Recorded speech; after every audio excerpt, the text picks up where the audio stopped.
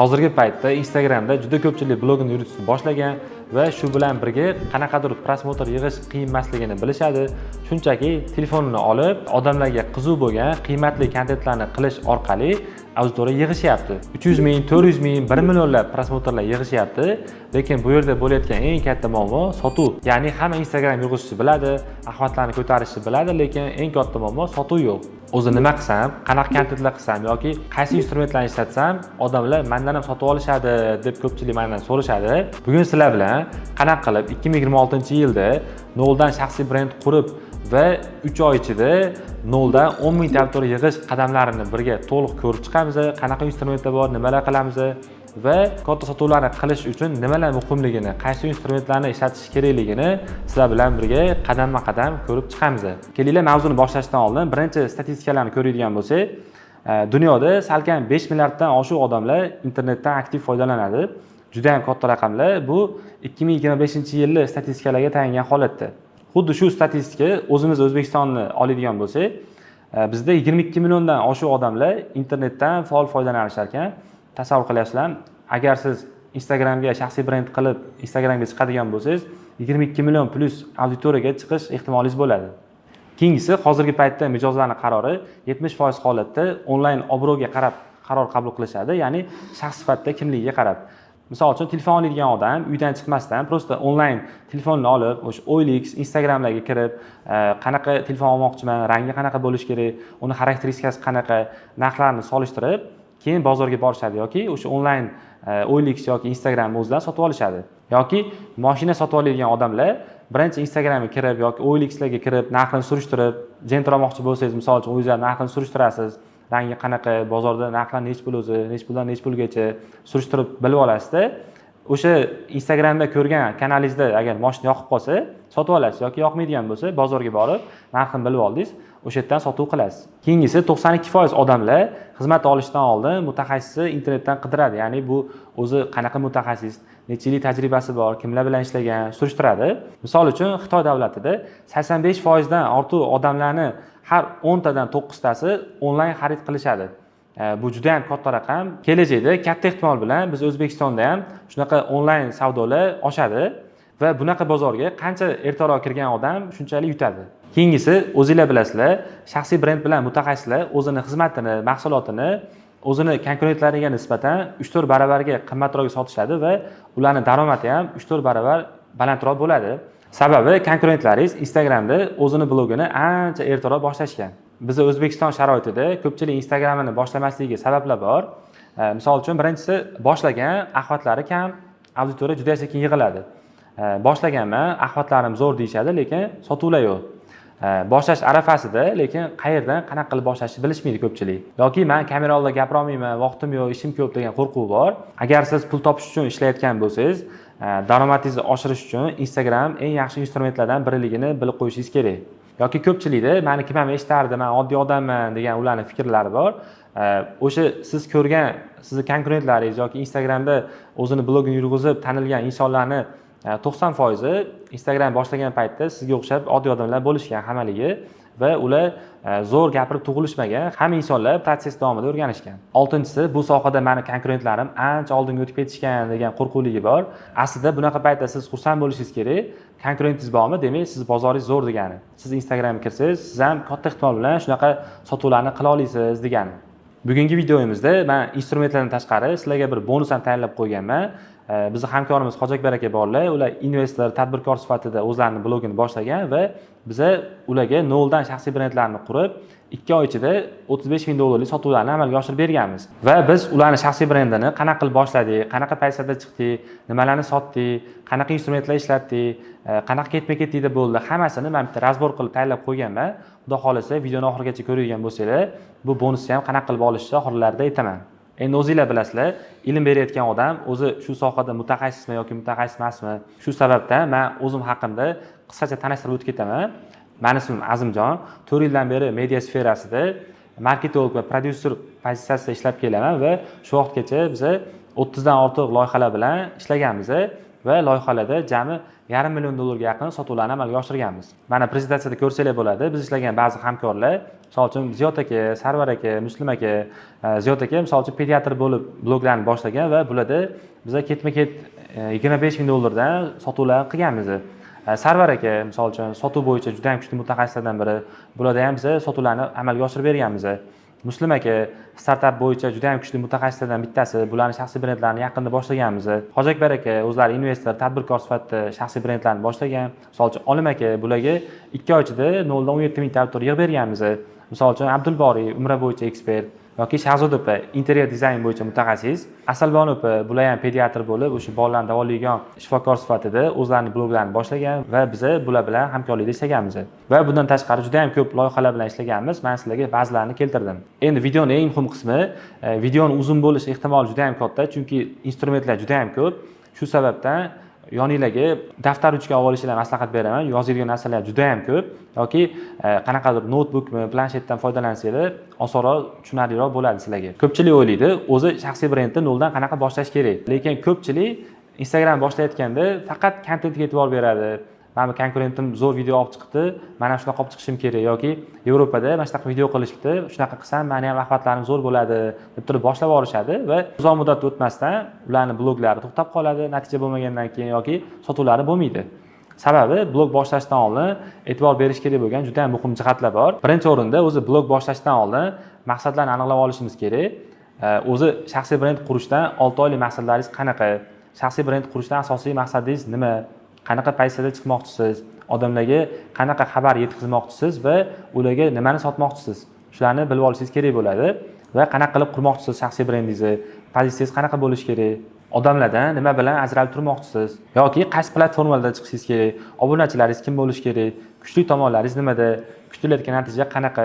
Harakatlaringiz ketma-ketligi qanaqa bo'lishi kerak? Hamma etaplarni daskanalni yozib chiqishingiz kerak bo'ladi. Bu hech qanaqa syomka qilishdan oldin, Instagram ochishdan oldin birinchi qilinishi kerak bo'lgan ish ro'yxati. Men sizlarga shu maqsadlarni, bizda ishlagan loyihani misolda ko'rsatib beraman. Tanishinglar, bu Olim aka 15 yillik tajribaga ega energetik va elektrik bo'lib ishlashadi. Ularning o'zlarining kompaniyasi bor va shaxsiy brendlarni noldan birga boshlaganmiz. Bularning maqsadlari qanaqa bo'lgan? Ularning 6 oylik maqsadi tanilish, ya'ni o'sha Proxima Energy degan kompaniya bor. O'zbekistondagi top 5 talik quyosh stansiyasini o'rnatadigan kompaniyalardan biri va bularni ko'rsatib berish bo'lgan, tanitish bo'lgan. Ikkinchi maqsadi har oy kamida bittadan obyektga quyosh stansiyasini o'rnatish uchun klient olish bo'lgan. Bilasizlar, bozorda quyosh panellarining narxi o'rtacha 10 kilovatlikni hisoblaydigan bo'lsa, 130 milliondan 150 milliongacha turadi. Biz har oy bittadan sotib tursak ham Instagram o'zidan bularga yaxshi rezultat bo'lgan. Maqsadlari qanaqa bo'lgan? Tanilish, insonlarning energetika va quyosh panellari qanchalik kerakligi haqida fikrlarni singdirish bo'lgan va uchinchisi biznesni rivojlantirish kerak bo'lgan, ya'ni shaxsiy brend orqali o'sha kompaniyaga bog'lagan holatda va daromadni o'sha oshirish. O'zingizlar bilasizlar. Endi qanaqa qilib shaxsiy brend quramiz degan savolga biz o'sha platformalarni tanlab olganmiz. O'sha bilasizlar, Instagram, YouTube, Telegramni tanlab olganmiz, strategiya qilganmiz, o'zimiz oldimizga maqsadlarni qo'yib olganmiz, 6 oylik planlarni qo'yib olganmiz.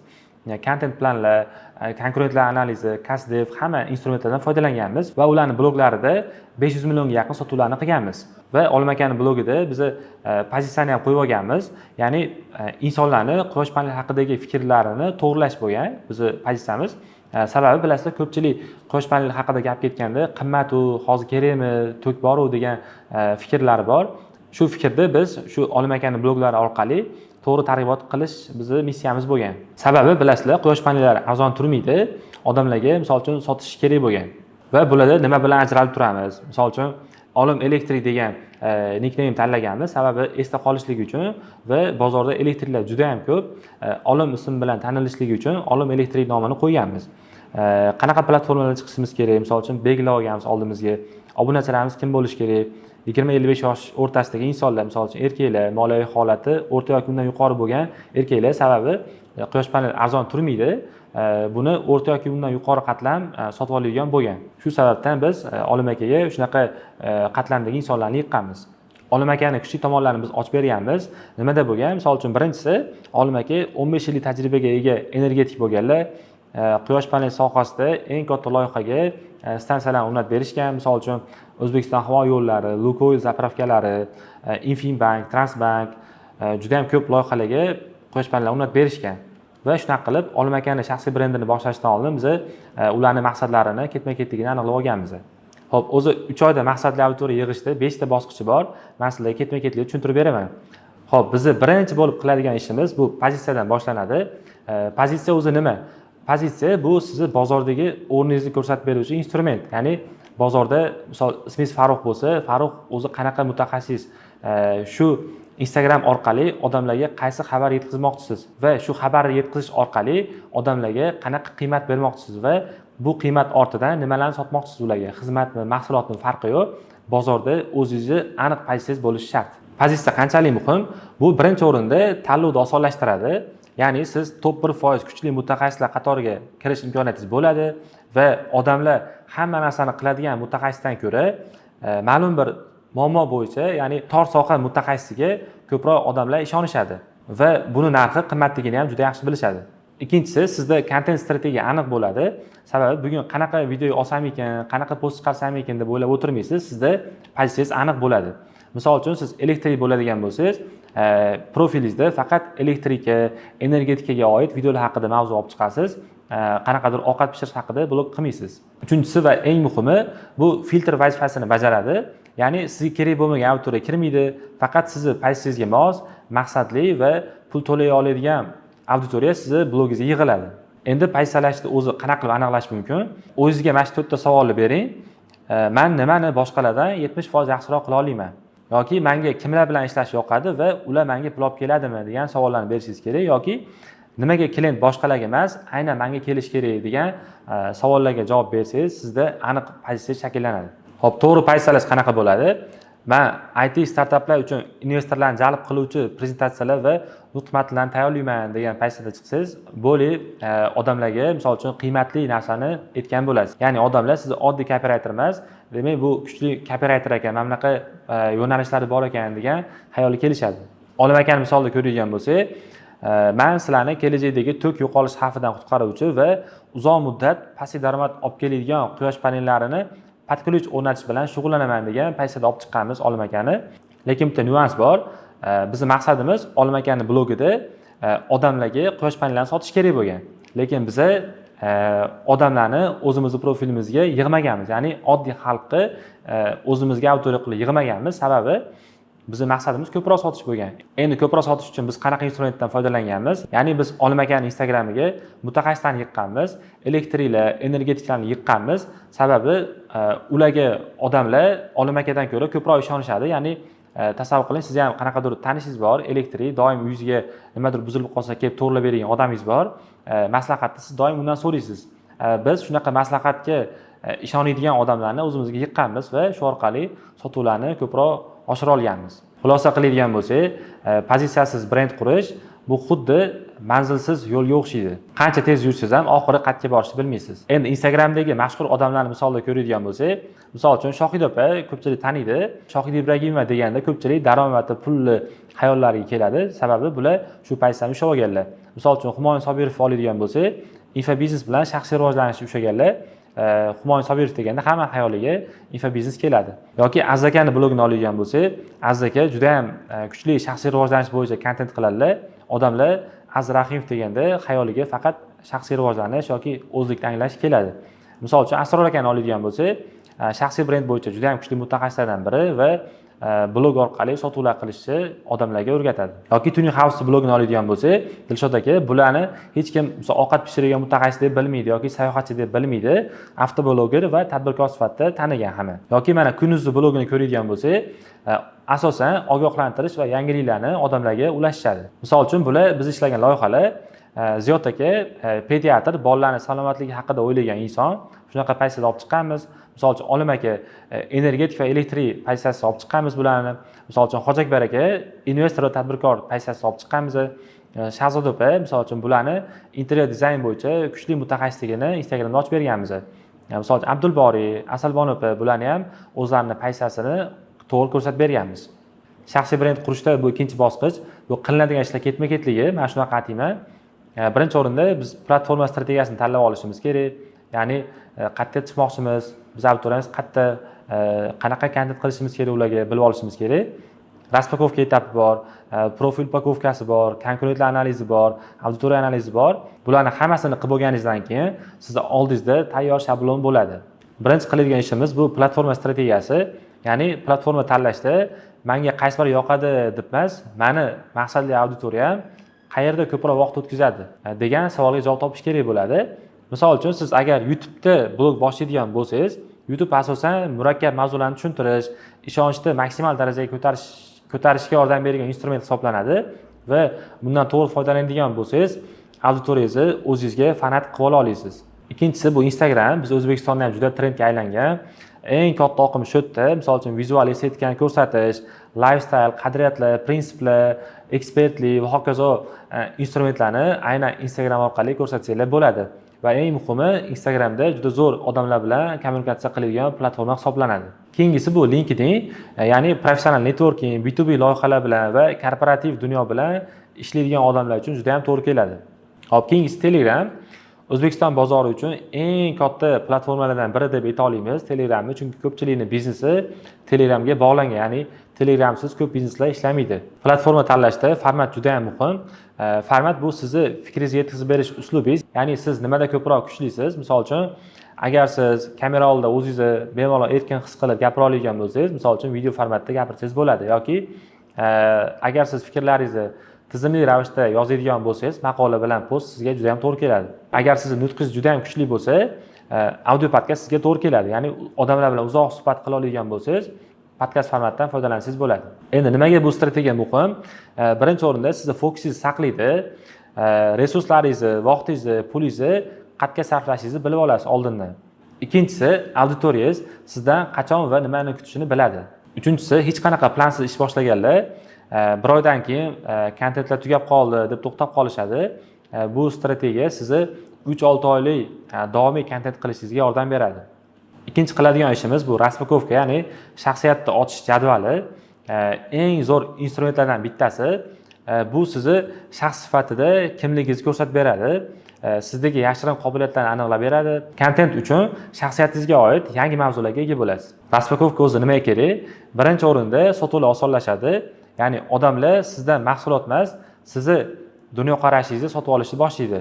Ikkinchi o'rinda energiya tejaladi, ya'ni siz kimgadir o'xshashga harakat qilmaysiz, shunchaki o'zingizni noyob qobiliyatlaringizni, o'zingizni noyob pozitsiyangizni olib chiqib odamlarga ko'rsatasiz. Ya'ni agar ismingiz Farruh bo'ladigan bo'lsa, o'zgacha Farruhni siz Instagramda ko'rsatib bera olasiz. Uchinchisi, bu instrument orqali blogingizga to'g'ri odamlar kirishni boshlaydi, sababi siz o'zingizga aniq pozitsiyani belgilab olgansiz va shaxsiyatingizni ko'rsatgansiz insonlarga. Va agar siz ichmaydigan, chekmaydigan inson bo'ladigan bo'lsangiz, sizni blogingizga katta ehtimol bilan shunaqa insonlar yig'ilishni boshlaydi. Xo'p, o'zi raspakowka jadvalida 3 ta blok bo'ladi. Birinchisi bu shaxsiyat, ikkinchisi ekspertlik, uchinchisi lifestyle. Shaxsiyat bu sizning kimligingiz, qiziqishlaringiz, xarakteringiz, bolalikdagi orzularingiz qanaqa bo'lgan, hamma etaplarni ochib beradigan savollar bo'ladi. Ekspertlik blogida siz nimalarni bilasiz, qanaqa natijalarga erishgansiz, mijozlarga qanaqa xizmat sotmoqchisiz yoki siz kirgan sohada qanaqa qiyinchiliklar bo'lgan, qanaqa qilib bu sohaga kirib qolganligingiz haqida ochib beradi. Bu shaxsiyatni ochish jadvali. Lifestyle'da bo'ladigan bo'lsa, kuningiz qanaqa o'tadi, atrofingizda kimlar bor, qanaqa okrujeniyya bilan yurasiz, ishga qachon borasiz, kun bo'yi nima ishlar qilasiz. Xo'p, o'zi raspakowka qanaqa tartibda bo'ladi? Bitta case misolda ko'ramiz. Misol uchun bular Nigor opa o'zlari o'sha konditor bo'lib ishlaydilar, kasb mutaxassisi. Nigor opani o'sha biz hamma etaplarni to'liq raspakowka orqali ochib berganmiz va shuni blogiga to'g'ri integratsiya qilganmiz. Ya'ni Nigor opani bosib o'tgan qiyinchiliklari, ularning mutaxassisligi, sohaga kirib kelgan bo'lgan qiyinchiliklari, qanaqa o'quvchilarni o'qitgan, ularning qanaqa кейslari bo'lgan, qanaqa loyihalar bilan ishlagan, hamma etaplarni biz ko'rsatib berganmiz. Raspakowkada shunaqa etaplar bo'ladi. Misol uchun ota-ona, обучение, hobbi, do'stlar va eng muhimi ekspertlikni ko'rsatib beruvchi savollar to'plami bor. Bu o'sha ekspertness deyiladi. Sohaga qanaqa kirib qolgan, esda qolgan qiyinchiliklar qanaqa bo'lgan, qanaqa qilib muammolardan chiqqan, bu ishni boshlaganda odamlar qo'llab-quvvatlashganmi yoki ishonishmaganmi? Shunaqa hamma etaplar bo'yicha savollar bo'ladi. Bularni yozib, bir-bir yozib chiqishingiz kerak bo'ladi. O'shanda misol uchun sizni o'zingizni noyob taraflaringizni kashf qilasiz bu raspakowka orqali va odamlarga hayotda qanaqa bo'lsangiz, xuddi shunaqa bo'lib blogda ko'rsatib bera olasiz o'zingizni. Bizda keyingi qiladigan ishimiz bu profil upakovkasi. Juda ham e'tibor bilan qilish kerak bo'lgan ishlardan biri.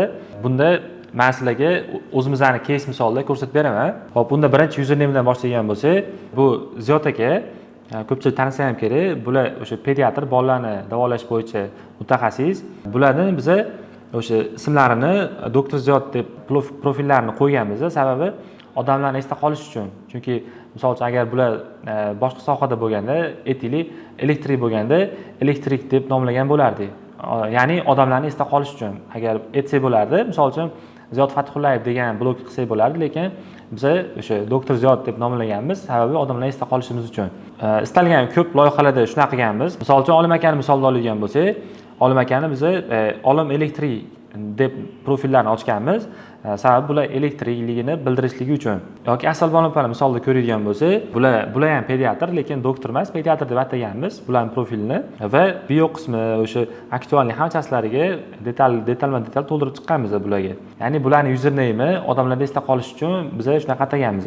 Keyingisi misol uchun Shahzoda opani misolda ko'radigan bo'lsak ham, Shahzoda opa interyer dizayn bo'yicha mutaxassis.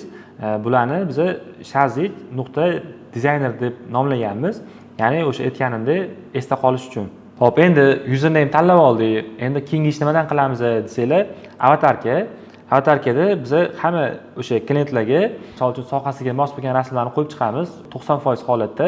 Misol uchun Shahzoda opani misolida bular interyer dizayn bo'lganligi uchun bularga shunaqa ranglar ishlatilgan rasmlarni qo'yganmiz. Yoki misol uchun Asalbon opani misolida ko'rgan bo'lsak, bular pediatr, bularga o'sha xalatda to'g'riga tushgan rasmlarni qo'yganmiz. Hop, yoki Olim akani misolida ko'rgan bo'lsak, Olim akada ham o'sha elektrik bo'lganligi uchun bularga kaskalarni kiygizib, o'sha formalarni kiygizib, shu holatda rasmga qo'yib, avatarkasini qo'yganmiz. Misol uchun Ziyod akada ham xuddi shunaqa, o'sha formada bo'lmagan, lekin to'g'ridan ko'rib turgan rasm bo'lgan va bularni biz rasmini o'zgartirmaganmiz, sababi ko'pchilik shu rasm bilan taniydigan bo'lganligi uchun biz rasmlarga tegmaganmiz. Hop, keyingi etapda bizda bio qismi. Bio qism juda ham e'tibor berish kerak bo'lgan muhim qismlardan bittasi, sababi bioda odatda yo sotuvchi bo'lish kerak yoki qanaqadir ma'lumotni bittada odamlarga yetkazib beradigan ma'lumot bo'lish kerak. Bio qism qanaqa bo'ladi? Biz klientlarda qanaqa qilganmiz? Hop, mana misol uchun Ziyod akani misolda mana biz Ziyod Fathullayev deganmiz boshini bioda, keyin oilaviy shifokor deganmiz. Nimaga? Ko'pchilik noto'g'ri qilib qo'yadi bunaqa holatda. Mana oilaviy shifokor degan joyini o'ziga misol uchun palonchi pistonchi deb yozib qo'yishadi. Aslida bu noto'g'ri. Sababi sizni sohangiz bo'yicha qidirgan insonlar juda ham ko'p. Misol uchun agar siz IT'shnik bo'lsangiz, IT deb yozganda, agar sizni bu yerga IT degan so'z yozilgan bo'lsa, IT misol uchun palonchi pistonchi degan username bo'lsa, odamlar sizni shu yerdan tanib oladi. Bioda yana qilinish kerak bo'lgan muhim jihatlardan biri, misol uchun sotuvchi matnlar bo'lishi kerak, ya'ni asab va pul tejayman. Ya'ni qanaqa tejaysan degan savolga xotirjamlikni ta'minlayman deyapti, ya'ni pediatrligi uchun. Shunaqa misollar bilan qilsak bo'ladi. Yoki elektrik bo'lsangiz, agar elektrikada misol uchun biz Olim akada ham xuddi shunaqa kombinatsiya qaytarilgan. Mana Olim aka, bularda ham xuddi shunaqa familiya ism, lekin bu yerda elektrik mutaxassis deb yozganmiz. Ya'ni odamlar ko'proq Instagramda yoki любой platformada elektrik mutaxassis deb qidirishadi. Ya'ni odamlarga elektrik mutaxassis kerak bo'lsa, birinchi o'rinda misol Olim aka kelib chiqishi mumkin. Bularda ham xuddi shunaqa bio qismida 15 yillik tajriba, quyosh energiyasi targ'ibotchisi, blogimda energetikaga oid qimmatli ma'lumotlarni ulashaman deb to'g'rilab qo'yganmiz. Asalbon opani misolda ko'radigan bo'lsak, Asalbon opa ham juda tajribali pediatrlardan biri va PhD yoqlaganlar bular. Shuning uchun bular ham xuddi shunaqa mana pediatr, neonatolog, Asalbon Shuhratmi shunaqa PhD degan narsalar qo'yilgan. Misol uchun onlayn konsultatsiya bor degan narsani beryapmiz bu yerda va 10 mingtadan oshiq bolalarni davolaganman degan mesej berilyapti va immunitet tabletka bilan emas, ilmiy yondashuv bilan mustahkamlaymiz deb turib bu yerga nomerlarni kiritib qo'yganmiz. Hop, bizda 4-bosqich bu aktuallik. Ko'pchilik aktualligiga hatto joylamaydi ham, misol uchun istoriyalarni qo'yadi, lekin aktuallikni to'g'rilab qo'ymaydi. Aslida aktuallik sizga sotishga juda ham yordam beradigan instrumentlardan biri. Nimaga? Chunki siz elektrikmisiz, IT'shnikmisiz, o'qituvchimisiz farqi yo'q. Siz shu sohada qanaqa insonligingiz, qanaqa qilib bu sohaga kirganligingiz, qanaqa o'quvchilarni o'qitgansiz, o'zi kimsiz, va qanaqa tajribangiz borligingizni va kimlar bilan ishlaganligingizni ko'rsatib beruvchi bu o'sha aktuallik, ya'ni highlightslar juda ham muhim. Highlightslar zo'r bo'lishi kerak yoki pastda pin postlar ham bo'lishi kerak. Ya'ni odam kirganda yoki birinchi bo'lib aktuallik ko'radi yoki pastda pin postlarni ko'rishadi. Xo'p, kelinglar buni yana misollarda ko'ramiz. Birinchi o'rin Ziyod aka misolda ko'rgan bo'lsak, o'zi men kimman degan aktuallik bo'lgan. Xo'p, keyin bularda misol uchun qanaqa yo'nalishlar bo'lsa, o'sha yo'nalishdagi mos mavzularni biz bariylarni yechadigan aktualliklar bo'lgan. Misol uchun saraton haqida, vaksinalar haqida yoki boshqa kasalliklar haqida aktualliklar bo'lgan va shaxsiyatni ochib berish uchun bizda sayohatlar, hop, yana qanaqadir yumorlarni olib chiqqanmiz. Kurslari bo'lganligi uchun kurs haqida, bitiruvlar haqida, kurs o'zi modullar haqida hamma etaplar bo'lgan va bu yerda konsultatsiya bo'yicha ham aktuallik bor. Sizlar bilan bitta ko'rib chiqamiz. Misol uchun men haqimda degan aktuallik Ziyod aka o'zi kimlar, qachon bu sohaga kirganlar, qanaqa bosqichlarni bosib o'tganlar bu sohaga kirgungacha hamma etaplari ko'rsatilgan mana. Ko'rsanglar bo'ladi. Bu mal Hop, misol uchun sayohatlar haqida ko'rgan bo'lsak, sayohat bo'yicha hamma anaqalarni, etaplarni qo'yib chiqqanlar. Misol uchun qayerga borgan, nima qilganlar. Yoki kurs haqida ko'rgan bo'lsak, hop, kurs o'zi qanaqa, modullari qanaqa, kimlar o'qigan, o'zuvlar qanaqa, nimaga odamlar bu kursni ko'rish kerak, hamma etaplarini biz terib chiqqanmiz bu yerga. Yoki Asalbono opani misolda ko'rgan bo'lsak, bularda ham xuddi shunaqa o'zim haqimda mana aktuallik bor. Kim bo'lgan, qayerda ishlagan, nima etaplarni bosib o'tgan, hamma etaplar ko'rsatilgan bo'ladi. Yoki mana o'zuvlar misol uchun kimlarga qanaqa davo choralar ko'rilganligi va orqasidan rahmatlarni aytganligini biz qo'yganmiz. Nimaga? Chunki yangi kirayotgan auditoriya birinchi o'rinda sizni aktualligingizni ko'radi, ko'rmaydigan bo'lsa, bu yerga qistirilgan pin postlaringizni ko'rishadi. Nimaga? Chunki sizga kirayotgan birinchi yangi auditoriya siz aktualliklaringizni ko'radi, ko'rmaydigan bo'lsa, bu yerga qistirilgan pin postlaringizni ko'radigan bo'ladi. Xo'p, endi eng muhim qismiga yetib keldik. Men o'zim shu ishlarni maza qilib qilaman. Bu konkurentlar analizi. Ko'pchilik konkurentlar analiziga yuzaki qaraydi. Ya'ni nima qilaman? Men o'zim zo'r bo'lib chiqsam bo'ldi-yu degan ularning fikrligi bo'ladi. Aslida analiz qanchalik chuqur bo'lsa, ya'ni qanchalik sizni konkurentlaringiz zo'r biladigan bo'lsangiz, siz ulardan ko'ra zo'r chiqish imkoniyatingiz bo'ladi. Ya'ni ularning kamchiliklarini o'rganasiz, qanaqa paytda chiqqan bozorga, nimani kimga sotyapti, takliflari qanaqa, hamma etaplarni bila oladigan bo'lasiz. Misol uchun qanaqa bo'ladi o'z konkurentlar analizi? Ular kim, nimaga odamlar kuzatishyapti ularni? Nimaga odamlar ulardan sotib olishyapti? Ya'ni siz shunaqa narsalarni aniqlash imkoniyatingiz bo'ladi va sotuv variantasi qanaqa ularni? Yoki ularda yashirin nimalar bor, ularning kamchiligi nimada? Ular qanaqa paytda chiqishadi, qaysi platformada chiqishadi? Misol uchun ko'rasizda, agar siz qanaqadir vrach bo'lib turib blog boshlayotgan bo'lsangiz, ko'rasiz, konkurentlaringizni tekshirib chiqasiz. Bular qanaqa paytda chiqishgan, misol uchun nimani kimga sotyapti, hamma etaplarni ko'rib olasiz bemalol. Ya'ni ularni qo'pol qo'yayotganda 3-4 yil davomida yiqqan tajribalarni siz 1-2 soatda bilib olish imkoniyatiga ega bo'lasiz. Xo'p, konkurentlarni o'zi qanaqa mezonlar bo'yicha tahlil qilish kerak? Birinchi o'rinda produkt, ya'ni xizmat. Nimani kimga sotadi ular? Ikkinchisi offerlar, ya'ni taklif qanaqa ularni? Misol uchun aytaylik, siz IT-ishni bo'lsangiz, siz misol uchun xizmat narxi $3000 turadi, lekin konkurentlaringizni ko'ryapsiz, ular 10 mingdan 20 mingdan sotishyapti. Xo'p, u qanaqa taklif beryapti? Nimaga odamlarni sotib olishyapti degan savolga o'sha blogini ko'rib yoki varonkalarni tekshirib javob ola olasiz. Keyingisi bu dasturlarni ko'rasiz. Kursi bo'lsa, platformasi bo'lsa, qanaqa bo'lgan, nech pulga qildirgan, hamma etaplarigacha bila olasiz. Keyingisi bu tariflar, misol uchun. Uni xizmat narxining tariflari bo'lishi mumkin, kursining tariflari bo'lishi mumkin, har xil bilib olasiz bularni ham. Ularning kuchli va kuchsiz tomonlarini nimada bilishingiz kerak, ularning fishkalari nimada. O'z raqobatchilarni analiz qilishdan maqsad ulardan ko'chirish emas, ya'ni ulardan ko'ra zo'rroq bo'lgan, unikal bo'lgan produkt yoki xizmat yaratish bo'ladi. O'zi nimaga muhim? Xatolar xarajatini kamaytirish birinchisi, konkurentlarning o'sha 1-2 yil davomida bosib o'tgan yo'llarini siz prosta 1 soatda o'rganib ola olasiz. Hop, ikkinchisi diferensiatsiya, ya'ni farqlanish. Hamma bir xil gapni gapirayotgan joyda siz boshqacharoq pozitsiya bilan bozorga chiqib, hammaning e'tiborini o'zingizga jalb qila olasiz. Uchinchisi trendlarni aniqlash, ya'ni bozor hozir nima bilan nafas olayotganini bilib ola olasiz va odamlar nimaga ko'proq reaksiya berayotganini ham bilib ola olasiz.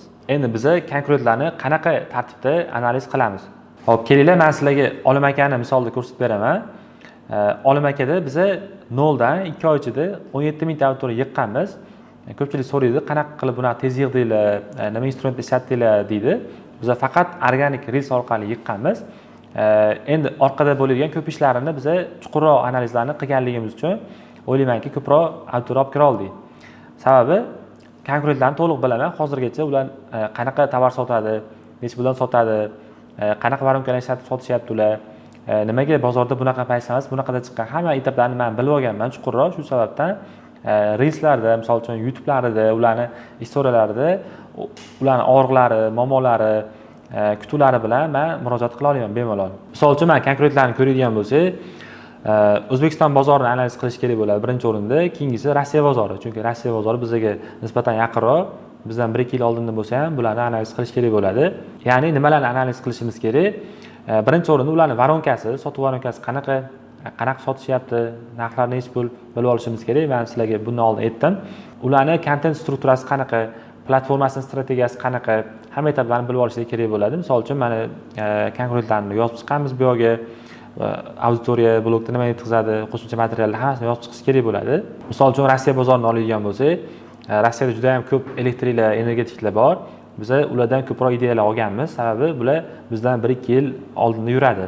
Misol uchun story plashyatkani oladigan bo'lsak, auditoriyasi misol uchun YouTube'da 600 mingta, Instagramda 70 mingta postlari bor. Misol blogda nima yetkazadi, misol uchun bular blog orqali asosan o'zini katta komandasi bilan vizif elektriklarga chiqaradi. Ya'ni bularning missiyasi Rossiyadagi insonlarga vizif bo'lganda bularni eslatish, ya'ni bular xizmat sotishadi o'zlarining elektrika xizmatini.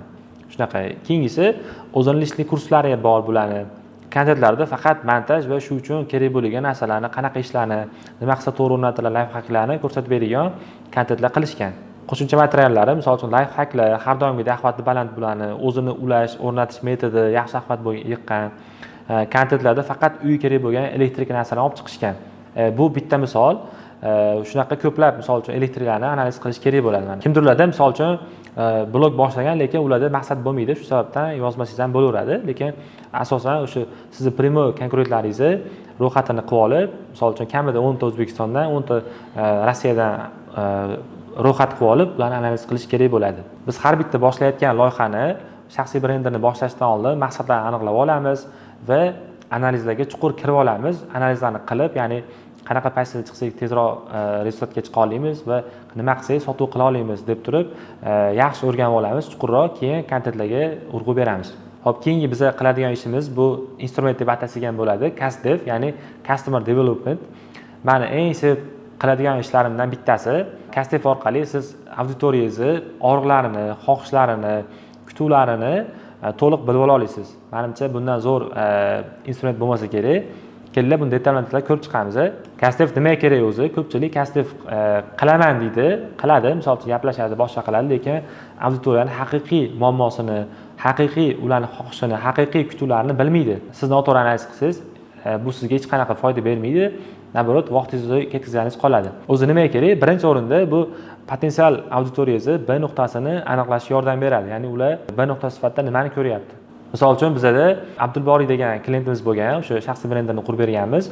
Biz Abdulboriyning blogiga o'sha maqsadli auditoriya sifatida umraga ketishni xohlagan insonlarni yig'ib berganmiz. Ya'ni shunaqa odamlarni yig'ib bersak, u sota oladigan bo'lgan. Ya'ni bu auditoriyaning B nuqtasi qanaqa bo'lgan? Umraga borish. Ya'ni umraga borishda o'zining qiyinchiliklari bor. Misol uchun ko'pchilik aldanib qolgan umraga ketishdan oldin yoki ko'pchilik qimmatga olib ketadi yoki ko'pchilik misol uchun borgandan keyin qaytishda qanaqadir biletlarda muammo bo'ladi yoki borganda ko'p va'dalarga javob berilmaydi. Shunaqa holatlar bularning muammosi bo'lgan, eng dolzarb muammolari bo'lgan. Biz shuni o'rganib chiqqanmiz. Ikkinchi o'rinda kontentlaringiz yordam beradi. Ya'ni kontentni auditoriyangizni muammosini olib chiqa olasiz bemalol. Keyingisi offerni aniqlashga yordam beradi. Keyingisi sotuv skriptini aniqlashga yordam beradi. Ya'ni siz nimadir sotmoqchisiz, uni ketma-ketligi qanaqa bo'lishi kerak? Ya'ni siz auditoriyangiz uzoq muddatli kontentingizni ko'ra oladimi, ko'ra olmaydimi, bilib turib, shunga qarab turib siz skriptlarni tuzib chiqishingiz kerak bo'ladi.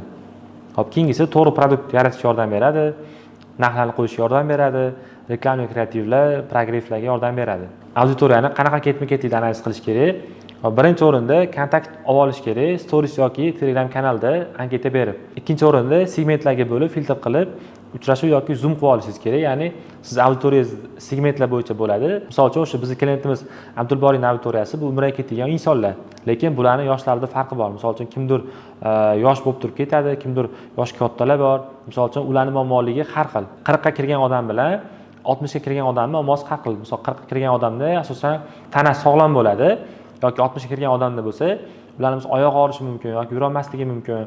Shunaqa qilib muammolarni aniqlab olishingiz kerak bo'ladi. Shunda siz ularga misol uchun agar siz oyog'ingiz og'riyotgan bo'lsa, bizni firma orqali ketadigan bo'lsangiz, bizda misol tekinga mana shunaqa kalaskalarni biz sizga qilib bera olamiz degan taklif bilan chiqa olasiz. Qachonki uni bilib olsangiz, muammosini. Xo'p, keyingisi bu kalit so'zlarni topish, ya'ni olingan xulosaga qarab, xo'p, keyingi etapda gipotezalarni tasdiqlash, ya'ni qayta stories yoki Telegramga kanallarga anketa berib, ya'ni faqat lead magnet bilan, bonus bilan berish orqali gipotezalarni tasdiqlaymiz. Xo'p, endi bu etap qanaqa bo'ladi? Tushunmagan bo'lsanglar kerak. Men sizlarga o'zimiz hamkorimiz doktor Ziyodni misolda ko'rsatib beraman. Birinchi etapda qanaqa bo'ladi? Ya'ni kontakt olishimiz kerak stories yoki Telegram kanalda. Bu anketa qanaqa bo'ladi? Misol uchun ismi, yoshi, telefon raqami, qayerda yashaydi, Telegram username qanaqa, oilalimi yo'qmi, farzandi bormi, agar bo'lsa necha yosh, ya'ni bularning auditoriyasi ota-onalar bo'lgan va bular pediatrlik uchun bolalarni davolagan mutaxassis bo'lgan. Endi biz bularning bolasi necha yoshligini bilishimiz kerak bo'lgan. Shu sababdan shunaqa filtrlarni qo'yib olganmiz. Keyingisi qanchadan beri meni kuzatasiz degan savolimiz bo'lgan. Ya'ni o'zi bizga kelganmi yoki yaqinda keldimi yoki 1 yildan beri kuzatadimi degan narsalarni bilib olishimiz uchun. Va qanaqa sohada faoliyat olib borasiz, qisqacha bularning kasbini bilib olishlik uchun va biz vebinarlarimizda qanaqadir suhbatlarimizda qatnashganmiz degan savollarni qo'shib qo'yganmiz qo'shimcha va siz bilan qanaqa formatda gaplashsak bo'ladi degan savollarni qo'yganmiz. Hop, nimaning evaziga? O'sha Ziyod aka bilan tekin konsultatsiya evaziga. Ya'ni biz bu anketadan misol uchun 99 ta kontakt oldik. Endi men bularni segmentlarga bo'lib oldim. Endi segmentlar bo'yicha men ularga aloqaga chiqib gaplashaylik, mana shunaqa shaxsiy konsultatsiya bo'ladi Ziyod aka bilan. Menga yarim soat vaqt ajrating, keyin sizni bog'lab qo'yaman ular bilan deb turib, ular bilan men yarim soatga Zoomga chaqiraman, Zoomga kirib olib, o'zim savollarimni beraman. Xo'p, men ularni endi yarim soatlik o'sha Zoomga chaqirdim. U yerda nima savollarni beraman degan joyida qanaqa bo'ladi? Misol uchun men segmentlarga bo'lib oldim. Birinchi segment bizda farzandi yo'qlar va 0 dan 3 oygacha bo'lgan ota-onalar bo'lgan, ya'ni bolalarning ota-onalari bo'lgan. Ikkinchi segmentimiz farzandi 3 oydan 9 oygacha bo'lgan bolalarning ota-onalari bo'lgan. Uchinchi segment bizda farzandi 1 yosh va undan oshgan bolalarning ota-onalari bo'lgan. Nimaga bunaqa segmentga bo'lib olding deb so'raydigan bo'lsanglar, chunki bunaqa bolalarning muammolari juda ham har xil bo'ladi. Misol uchun yangi tug'ilgan chaqaloq muammosi bilan 1 yoshga kirgan chaqaloq muammosi juda ham har xil bo'ladi. Endi bizning maqsad bularga ko'proq sotish uchun men hamma menga kirgan auditoriyamni muammosini bilib olishim kerak. Men ularning hammasini muammosini aytib, keyin o'zimizni maxsus bo'lgan mahsulotimizni taklif qila olamiz shu orqali. Xo'p, savollar qanaqa bo'ladi? Qisqacha tushuntirib o'tib ketaman. Misol uchun bulardan asosan ism sharif, yoshingiz nechida, qayerda yashaysiz, shunaqa narsalarni bilib olish kerak bo'ladi. Va eng muhimi 10 ta inson bilan gaplashish kerak bo'ladi har bitta segment bo'yicha. Misol uchun biz bilan gaplashib chiqqanmiz. Bularning yashash manzili, ish joyi, necha pul topadi, misol uchun mana o'rtacha oyligi qancha, o'rtacha rasxod qancha bularni, oilali emasmi bular o'zi. Hop, qiziqishlari nimada? Nimaga qiziqadi, nimaga sayr qilmayapti, nimaga sayr qiladi, qanaqa kurslarda o'qigan oldin, yaqin kelajakda qanaqa maqsadlari bor, oxirgi paytda qanaqa muammolari bor bularni, qanaqa orzulari bor, shu orzuga yetish uchun nima to'xtatib turibdi ularni, qanaqa qo'rquvlari bor, hammasini biz so'rab olamiz hamma insondan mana. Hop, bular qanaqa ijtimoiy tarmoqlarda ko'proq vaqt o'tkazishadi, Telegram va Instagram bilib olganmiz bu yerda, misol uchun hammasi yozib berishadi, ya'ni aytishadi, men yozib olaman. Shunaqa birga bir o'sha sazon orqali. Oxiri o'sha juda ham muhim bo'lgan savollar, ya'ni kursda o'qisangiz, misol qanaqa kutuvlaringiz bor yoki meni xizmatimni sotib olsangiz qanaqa kutuvlarga ega bo'lasiz yoki qanaqa rezultatga erishmoqchisiz meni xizmatimni olish orqali deb o'zingizlarga savollarni ro'yxatini tuzib olasizlar. Shunaqa qilib hamma odamlarni analiz qilasizlar. Endi bu bitta segment bo'yicha, ikkinchi segment bo'yicha o'sha bularning muammosi har xil. Misol uchun mana bu yerda ham o'sha 10 taga yaqin yoki 10 tadan ko'proq bo'lgan odam bilan gaplashganmiz. Xuddi shunaqa bularning daromadlari ham har xil, bularning bolasidagi muammolar vobshe har xil. Misol uchun kimdirda shamollash bo'lsa, kimdirda misol uchun vitamin yetishmasligi kasalligi bor, allergiya kasalligi bo'lishi mumkin. Shunaqa har xil. Uchinchi segmentda ham muammolar juda ham har xil. Mana bu yerda ham shu 10 tadan oshiqroq bo'lgan odamlar bilan gaplashganmiz va biz shunaqa qilib har bitta har oyda yoki har 2 oyda bir bularni auditoriyasini analiz qilib turamiz. Nimaga? Chunki biz har 2 oyda bularga 30 mingta, 50 mingta misol uchun shunaqa auditoriya yig'ib, kirgan auditoriyani biz muammolarni o'rganib turamiz.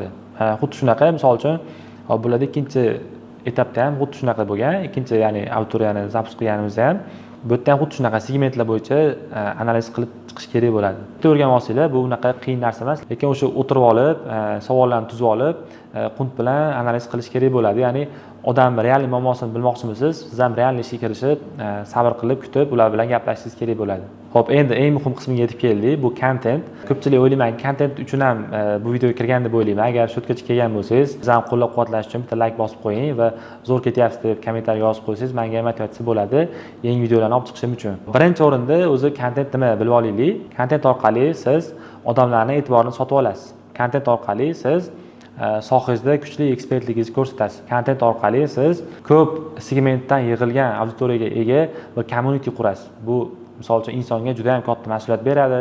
Ya'ni sizni misol uchun 1000 ta odam kuzatsa yoki 10 ming ta odam kuzatsa, ya'ni sizga nimadir sabab tufayli ular kirgan va siz ularga qanaqadir qiymat berishingiz kerak.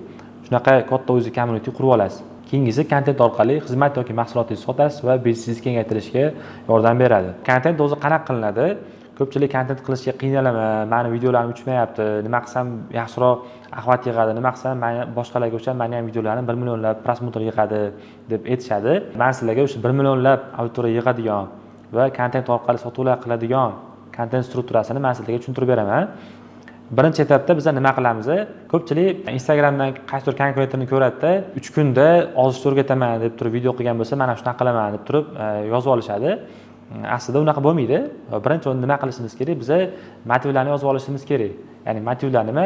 Siz qaysidir sohada content qilmoqchi bo'lsangiz, auditoriyangizni kimligini bilib olgansiz, pozitsiyaga qo'yib olgansiz, ya'ni boshida aytgan narsalarim. Misol uchun siz xizmat sotmoqchi edingiz, ya'ni IT ishleysiz.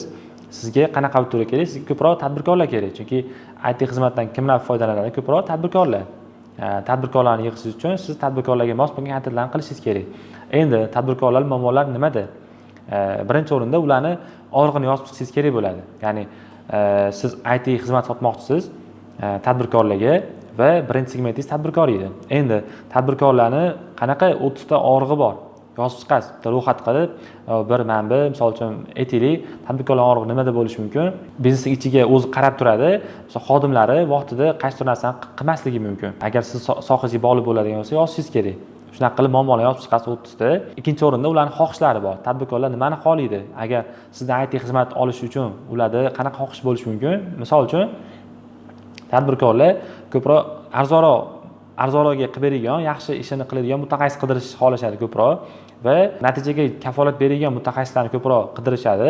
Shunaqa qilib ularning xohishlarini yozib chiqishingiz kerak bo'ladi 30 ta. Va uchinchisi bu qo'rquvlari. Tadbirkorlar qanaqa qo'rquv bor 30 ta. Bularni yozib chiqasiz. Sizda umumiy qilib 90 ta sizda motivlarni yozib olgansiz. Endi siz bu motivlarni siz o'zingizning rubrikalaringizga bo'lib olishingiz kerak bo'ladi. Ikkinchi etap bizda rubrikaga bo'lib olamiz kontentni. Ya'ni siz birinchi muammolarni bilib oldingiz, endi bularni prosta tak formatlarga bo'lib olyapsiz. Ya'ni bilasiz, bozorda formatlar juda ham ko'p. Misol uchun 50-50, ekspertlik, storytelling, sujetli, face to camera, misol uchun intervyu, savol-javob, ekstremal, har xil formatlar bor bozorda. Buni ko'pchilik biladi. Misol uchun O'zbekistonda hozir juda ham mashhur bo'lgan 50-50 format bor. Tepa-past formatlar, misol uchun intervyu format bor, misol 2 kishi chiqib olib savol-javob formati. Shunaqa formatlarga bo'lib olasizda, o'shanda osonroq kontent qila olasiz. Ya'ni siz birinchi etapda odamlarning motivlarini bilib oldingiz. Endi shu motivlarni siz rubrikalarga bo'lib olasiz. Taxminan misol uchun sizga 10 ta kontent kerak edi, 4 ta rubrikani oldingiz. Endi rubrikani qayerdan olasiz degan savolga, rubrikani siz konkurentlaringiz analizidan, auditoriyangiz analizidan yoki auditoriyangiz hali yig'ilmagan bo'lsa, bozorda analizidan olasiz. Ya'ni bozorda shunaqa kontent qilayotganlarni ko'rasiz. Rossiya bozori, O'zbekiston bozoridan ideyalarni olib, o'zingizga formatlarni belgilab olasiz. Hop, bizda 3-etapda qanaqa ishlar qilinadi? Soha bo'yicha qidiruv qilasiz. Misol uchun pediatriya sohasini olaylik. Pediatriyada misol uchun qanaqa kalit so'zlar bor? Ya'ni pediatriya deb qidirsangiz, misol uchun istalgan ma'lumotni ola olasiz yoki bolani uy sharoitida davolash deb yozsangiz, shu uy sharoitida davolash bo'yicha ma'lumotlar kelib chiqadi yoki bola salomatligi deb yozadigan bo'lsangiz, sizga shu bo'yicha ma'lumotlar beradi. Misol uchun buni xuddi shunaqa rus tilida ham, ingliz tilida ham qidirishingiz kerak bo'ladi. Siz maqsadingiz tezroq maqsadli auditoriyani olib kirmoqchimisiz, demak, bu narsa soha bo'yicha qidiruvni 3 xil tilda qidirishingiz shart. Misol uchun Rossiya bozorida qanaqa muammolar, qaysi videolar axlatlar yaxshi yig'yapti, qaysilari yaxshi yig'mayapti. Misol uchun Yevropa bozorida qanaqa axlatlar, qanaqa kontent struktura qanaqa bo'ladi, rubrikalar qanaqa, hammasini bilib olishingiz kerak bo'ladi. Men sizlarga bitta например ko'rsatib beraman. Misol uchun, bola salomatligi, misol uchun yoki bolani davolash desam. Bolani davolash desam, mana shunaqa knopka chiqadi. Bosasiz, bu yerda hamma bolaga oid ma'lumotlar kelib chiqishni boshlaydi mana. Bular misol ahvollari qanaqa bo'lgan, misol 500 ming mana 2 700 kontentlar qanaqa gapirilgan bu yerda. Misol uchun o'zi kerakli bo'lganlarni olasiz. Bu Instagramdan yoki qidiruv sal bosh so'rab berasiz. Agar siz xohlagan narsa chiqmaydigan bo'lsa, pediatriya deb qidirasiz. Misol pediatriya deb yozsangiz, hop, mana bu yerda kelib chiqdi. Bolalar bo'yicha ma'lumotlar Rossiyada, O'zbekistonda har xil o'sha odamlarning gaplari kelib chiqishni boshlaydi mana. Bu yerda yaxshi uchgan videolar misol 1.9 million kirib ko'rasiz. Misol uchun to'g'ri keladimi sizga, to'g'ri kelmaydimi, ko'rib bilib olasiz bu yerdan. Hop, endi biz xuddi shunaqa YouTube'da ham shunaqa qidiruv berishimiz kerak bo'ladi. Misol uchun pediatriya deb qidiraman. Hop, bu yerda qanaqa bo'ladi sxema? Ya'ni siz YouTube'da eng ko'p axlat yiqqan videolarni shunchaki sarlavhasini o'g'irlaysiz. Ichini o'g'irlamaysiz, sarlavhasini o'g'irlab, o'zingiz sohangiz bo'yicha ma'lumotlarni yozib chiqishingiz kerak bo'ladi. Misol uchun pediatriya deb qidirdim. Bu yerda misol qanchadir video chiqdi. Mana misol uchun axvatlari bor. 60 mingta, misol 50 mingta, 78 mingta, 128 mingta. Nimaga bunaqa bo'lgan? Kirib tahlil qilsangiz bo'ladi. Misol uchun stomatit kasalligi sabablari va davolash usullari. Demak, bu sarlavha ko'proq ko'rishlarga yordam bergan. Endi shu sarlavhani siz olasizda stomatit kasalligini davolash uchun shu 3 ta instrumentdan foydalaning deb turib, o'z Instagramingizga adaptatsiya qilib olsangiz bo'ladi. 3 ta instrumentni birma-bir aytib berasiz va oxirida o'zingizga qo'l to'shingizni berasiz. Xuddi shunaqa, misol bolani uy sharoitida davolash deb qidirib ko'rasiz. Misol uchun bolani uy sharoitida davolash. Bu yerdan kelib chiqadi mana. 1.4 million. Nimaga bunaqa yiqqan ko'rasiz. Misol uchun 300 mingta bolalarni shamollashi, uy sharoitida davolash. Men bitta videomiz bo'lgan, doktor Ziyod o'sha misolida shu mavzuni olganmiz, bolani uy sharoitida shamollashini davolash degan mavzu bo'lgan. O'sha reels qilganmiz. Adashmasam bizga 1.5 million ahvol topib kelgan, 7 mingta jonli autor olib bergan bitta video orqali. Shunaqa qilib mavzularni tanlab olasiz mana. Bu yerda kelib chiqadi har xil. Yoki xuddi shunaqa ingliz tilida qidirib ko'ramiz. Bu yerda ham ma'lumotlar juda ham ko'p chiqadi. Ana kelib chiqdi, misol uchun 21 mingta, 24 mingta, 27 mingta, 48 mingta, 43 mingta ko'rasiz, 70 mingta mana. Nimaga 70 mingta bo'lgan ko'rib chiqasiz bularni. Mavzularni olasiz, prosta til tushunmasa tarjima qilib olasiz, tarjima qilib turib ro'yxatlarni qilib chiqasiz. Endi biz ikkita etap bilib oldik, Instagramdan qidiruv bilib oldik, YouTubedan qidiruv bilib oldik. Endi biz Telegram kanallar bor, misol uchun bilsanglar, xabarlar jo'natadigan Telegram kanallar bor, kunuz bor, misol Telegram yulduzlari har xil PR bo'yicha ishlaydigan kanallar bor, ya'ni yangiliklarni ulashadigan kanallar bor. Kirsiz odatda bu yerda eng yaxshi bo'lgan mavzularni olib chiqishadi, ya'ni dolzarb bo'lgan mavzular. Siz ham kirasizda sohangiz bo'yicha mavzular bo'ladigan bo'lsa, qidirib ko'rasiz, chiqadigan bo'lsa, uni sarlavhasini olib shu atrofida kontent qilasiz. Misol uchun aytaylik, qanaqadir avariyalar bo'lgan bo'lsa, qanaqadir yong'inlar bo'lgan bo'lsa, yong'inlarga bog'langan holatda kontent qilsangiz bo'ladi. Endi bu o'zingizga ideyangizga bog'liq, o'zingizga formatingizga, rubrikangizga bog'liq. 4-qadam qanaqa bo'ladi? YouTube'dan soha bo'yicha ahvoli baland bo'lgan o'sha kontentlarni olish. Ya'ni men sizlarga hozir aytib o'tganim, o'sha 10 tadan 30 tagacha sizlar sarlavhani olasizlar. YouTube'da eng yaxshi ketgan ahvolli videolarni prosta sarlavhasini olasizlar. Ularni olib ro'yxat qilib yozib chiqasiz. Ya'ni yozib chiqasizda keyin rubrikalarga bo'lib olasiz. Hop, 5-qadam bizda qanaqa bo'ladi? Bilasizlar, hozir sun'iy intellekt juda ham rivojlanib ketgan. Ko'pchilik sun'iy intellektga prosta kontent qilib ber deb yozishadi. Shunchalar ahvollari past bo'ladi ko'pchilikda. Lekin aslida sun'iy intellektdan to'g'ri foydalanish kerak. Misol uchun Gemini, Claude, Notebook LM degan va hokazo sun'iy intellektlar bor. Bularga kirib, o'sha muammo yuzasidan savol berasiz. Ya'ni qanaqa savol berasiz? Misol uchun men pediatrman. Meni auditoriyam mana yoshdan mana yoshgacha bo'lgan bolalarning ota-onalari. Endi bu ota-onalarni eng o'ylantiradigan savoli qanaqa? Ya'ni bolasining salomatligi bo'yicha. Misol uchun bolam shamollamasligi uchun nima qilishim kerak degan ularning xayoli bo'lishi mumkin yoki bolam yiqilib tushmasligi uchun nima qilish kerak degan savol bo'lishi mumkin. Siz shu savollarni, ya'ni shu muammolarni, xohishlarni, qo'rquvlarni sun'iy intellektga to'g'ri prompt berish orqali bilib olishingiz mumkin bo'ladi va sizga taxminan misol shunaqa 15 ta, 20 tadan yozib ber desangiz, muammolarni yozib beradi sizga, xohish, qo'rquv, istak qilib. O'sha 20 tadan olgan yana muammolaringizni, birinchi etapda qilgan sizni og'ir xohish, qo'rquvlaringizni, undan keyingi misol YouTube, Telegram, Instagramdan olgan mavzularingizni bitta ro'yxatga jamlaysiz endi. Hop, biz mana keyingi etap oltinchi etap bizda filtr qilasiz. Sizda misol uchun og'riq, xohish, to'qlarni bilib oldingiz. Endi bularni bitta listga jamlab olasiz. Misol uchun ularni og'rig'i misol 30 ta manbiydi, qo'rquv 30 ta manbiydi, hop, xohishda 30 ta manbiydi. Endi bularni siz rubrikalarga bo'lib oldingiz. Rubrikalarga joylab chiqdingiz. Misol birinchi rubrika 50-50, ikkinchisi storytelling, uchinchisi intervyu degan formatlarga bo'lib oldingiz. Endi bularni siz prosta tak filtrlab olasiz. Ya'ni sizga qaysi biri ko'proq yoqyapti, qaysi birini bilyapsizki, axvat yaxshiroq yig'adi, qaysi biri sizni sohangizdan chiqib ketmagan holatda gapira olasiz, qaysi biri sizga maqsadlarni to'g'ri kelishga yordam beradi, bilib ola olasizda. Shu bo'yicha filtr qilib, taxminan misol 50 ta sizda mavzu bo'ladigan bo'lsa, shundan ichidan eng zo'r 20 tasini olib qolasiz, 30 tasini chopib yuborasiz. Bo'ldi. 20 ta videodan kamida misol uchun sizda aytaylik 2 ta 1 milliondan yoki qolganlarimiz 100 mingtadan qanchadirdan axvat yig'ilgan bo'lsa, sizga misol 1 million axvatdan kamida misol 1000 tadan ko'pi bilan misol uchun 50 mingtagacha auditoriya olib kirib olishingiz mumkin bo'ladi. Faqat o'sha bitta videoning orqasidan. Xuddi shunaqa qilib kontentlarni strukturaga solib qilib chiqishingiz kerak bo'ladi. Endi bizda 7-etap qanaqa bo'ladi? Bu kontent struktura. Bizning loyihalarda ko'proq shunaqa kontent struktura bilan ishlaymiz. Nimaga yordam beradi bu? Misol uchun biz tengdaniga ko'p loyiha bilan ishlaganligimiz uchun, ularda misol deadline kech qolmasligi uchun, ularda axvatlar yaxshi bo'lishligi uchun va biz kafolat bilan ishlaganligimiz uchun shunaqa biz instrumentlar bilan ishlaymiz. Qanaqa bo'lishi kerak kontent strukturasi? Birinchisi kirish hook bo'lishi kerak, обязательно. Hook qanaqa bo'ladi? Misol uchun 4 xil uslubi bor. Savol, fakt, o'xshatish, muammo. Ya'ni siz hookda shunaqa 4 ta narsani berishingiz kerak bo'ladi, обязательно. Ikkinchisi teoriya berishingiz kerak. Ya'ni yuqorida siz bergan savol yoki faktlarni isbotlab ketishingiz kerak. Misol uchun aytaylik, bolani uy sharoitida shamollashi bemalol davolasa bo'ladi degan hook qilsa, endi biz teoriya berishimiz kerak. Ikkinchi qismida yuqorida biz qanaqadir fakt berdik. Sababi deb turib bunga fakt argument berishimiz kerak. Sababi siz uyingizda turgan mana bu dori bu bolani manaqa ta'sir o'tkaza oladi degan qanaqadir argument o'ylab topasiz, buni berasiz. Va oxiri misol 3-etapda biz ochib berishingiz kerak, o'sha muammoga chuqurroq kirishingiz kerak. Ya'ni har doim teoriya bilan aytganingizdan keyin uni hammaga tushunarli qilib, misollar bilan keltirib berishingiz kerak bo'ladi. Va 4-bosqich bizda nima bo'ladi? Bu call to action, xulosa, ya'ni siz birinchi berdingiz bo'ladi, qanaqadir muammoni tushuntirib berdingiz, endi so'raysiz ulardan. Nima so'ramoqchisiz? Obuna bo'ling yoki qatnashing seminarimda yoki Telegram kanalimga obuna bo'lib qo'ying yoki shunaqa call to actionlar so'rab olasiz yoki sotuv vaqtida bo'lsangiz, men shunaqa taklif ishlab chiqib sizlarga agar xos sotib olsanglar, mana bunaqa imtiyozlar bor degan narsani o'sha videolar oxirida aytib ketsanglar bo'ladi. Bizning o'sha bitta hamkorimiz bor edi, Muslim aka degan inson. Bular o'sha startapper, o'zi juda ham kuchli startapper, tadbirkor, o'zlarining startaplari bor. Bularga kontent qilib berganmiz, shaxsiy brendlariga va noldan ko'targanmiz bularnikini.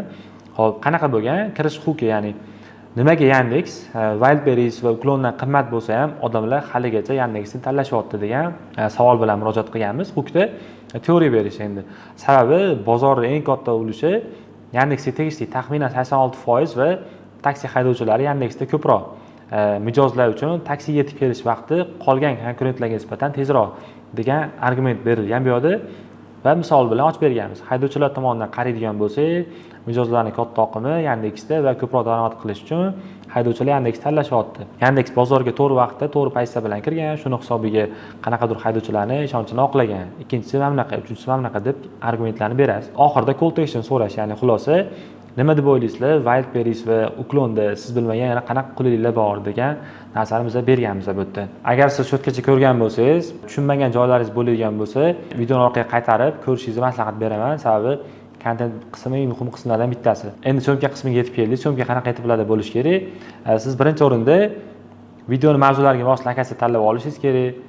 Videoni mavzulariga mos look tanlab olishingiz kerak, ya'ni kiyimlarni videoni mavzulariga mos bo'lgan formatlarni tanlab olishingiz kerak. Endi nimaga bu shunchalik muhimmi deb aytadigan bo'lsanglar, Instagramda sizlar ko'rgan hamma topga chiqqan videolar, bular har tomonlama ideal bo'lgan videolar. Ya'ni u videolarni sarlavhasi, ya'ni huquqlari zo'r, ichidagi ma'lumot zo'r. Yondashuv jihatdan qaraydigan bo'lsak, misol uchun u pul haqida gapiryaptimi, demak atrofida uni vizuali pul haqida, ya'ni qimmatligini belgilab beradigan lokatsiyalarda olingan, qimmatligini belgilab beradigan kiyimlarni kiyib olishgan yoki qimmatligini belgilab beradigan formatlarda videolar olingan. Keyingi etap bizda endi biz kontentlarni qilib oldik, syomkalarni qilib oldik. Endi montajyor etapi qoladi. Ya'ni montajyorga tezda berish kerak. Hozir bilasizlar, bozorda konkurensiya juda ham baland. Misol reelslar bo'yicha istalgan odam ko'rsangiz, hamma reels qilib bozorga chiqqan. Endi odamlarning e'tiborini ushlab qolish uchun sizni montajlaringiz ham yaxshi bo'lishi kerak. Biz montajyorlarga qanaqa tizim beramiz? Umumiy biz xohlayotgan videoga referens beramiz, ya'ni link beramiz. Misol uchun mana bunaqa video qilib ber deb turib, o'xshaydigan videoni formatini beramiz unga. Keyingisi ikkinchi etapda birollarni beramiz. Ya'ni sifatli, tushunarli, odamlar e'tiborini tortadigan videolarni biz birol formatda mana sekundga qo'ysa, mana sekundga qo'yasan deb turib tashlab beramiz biz.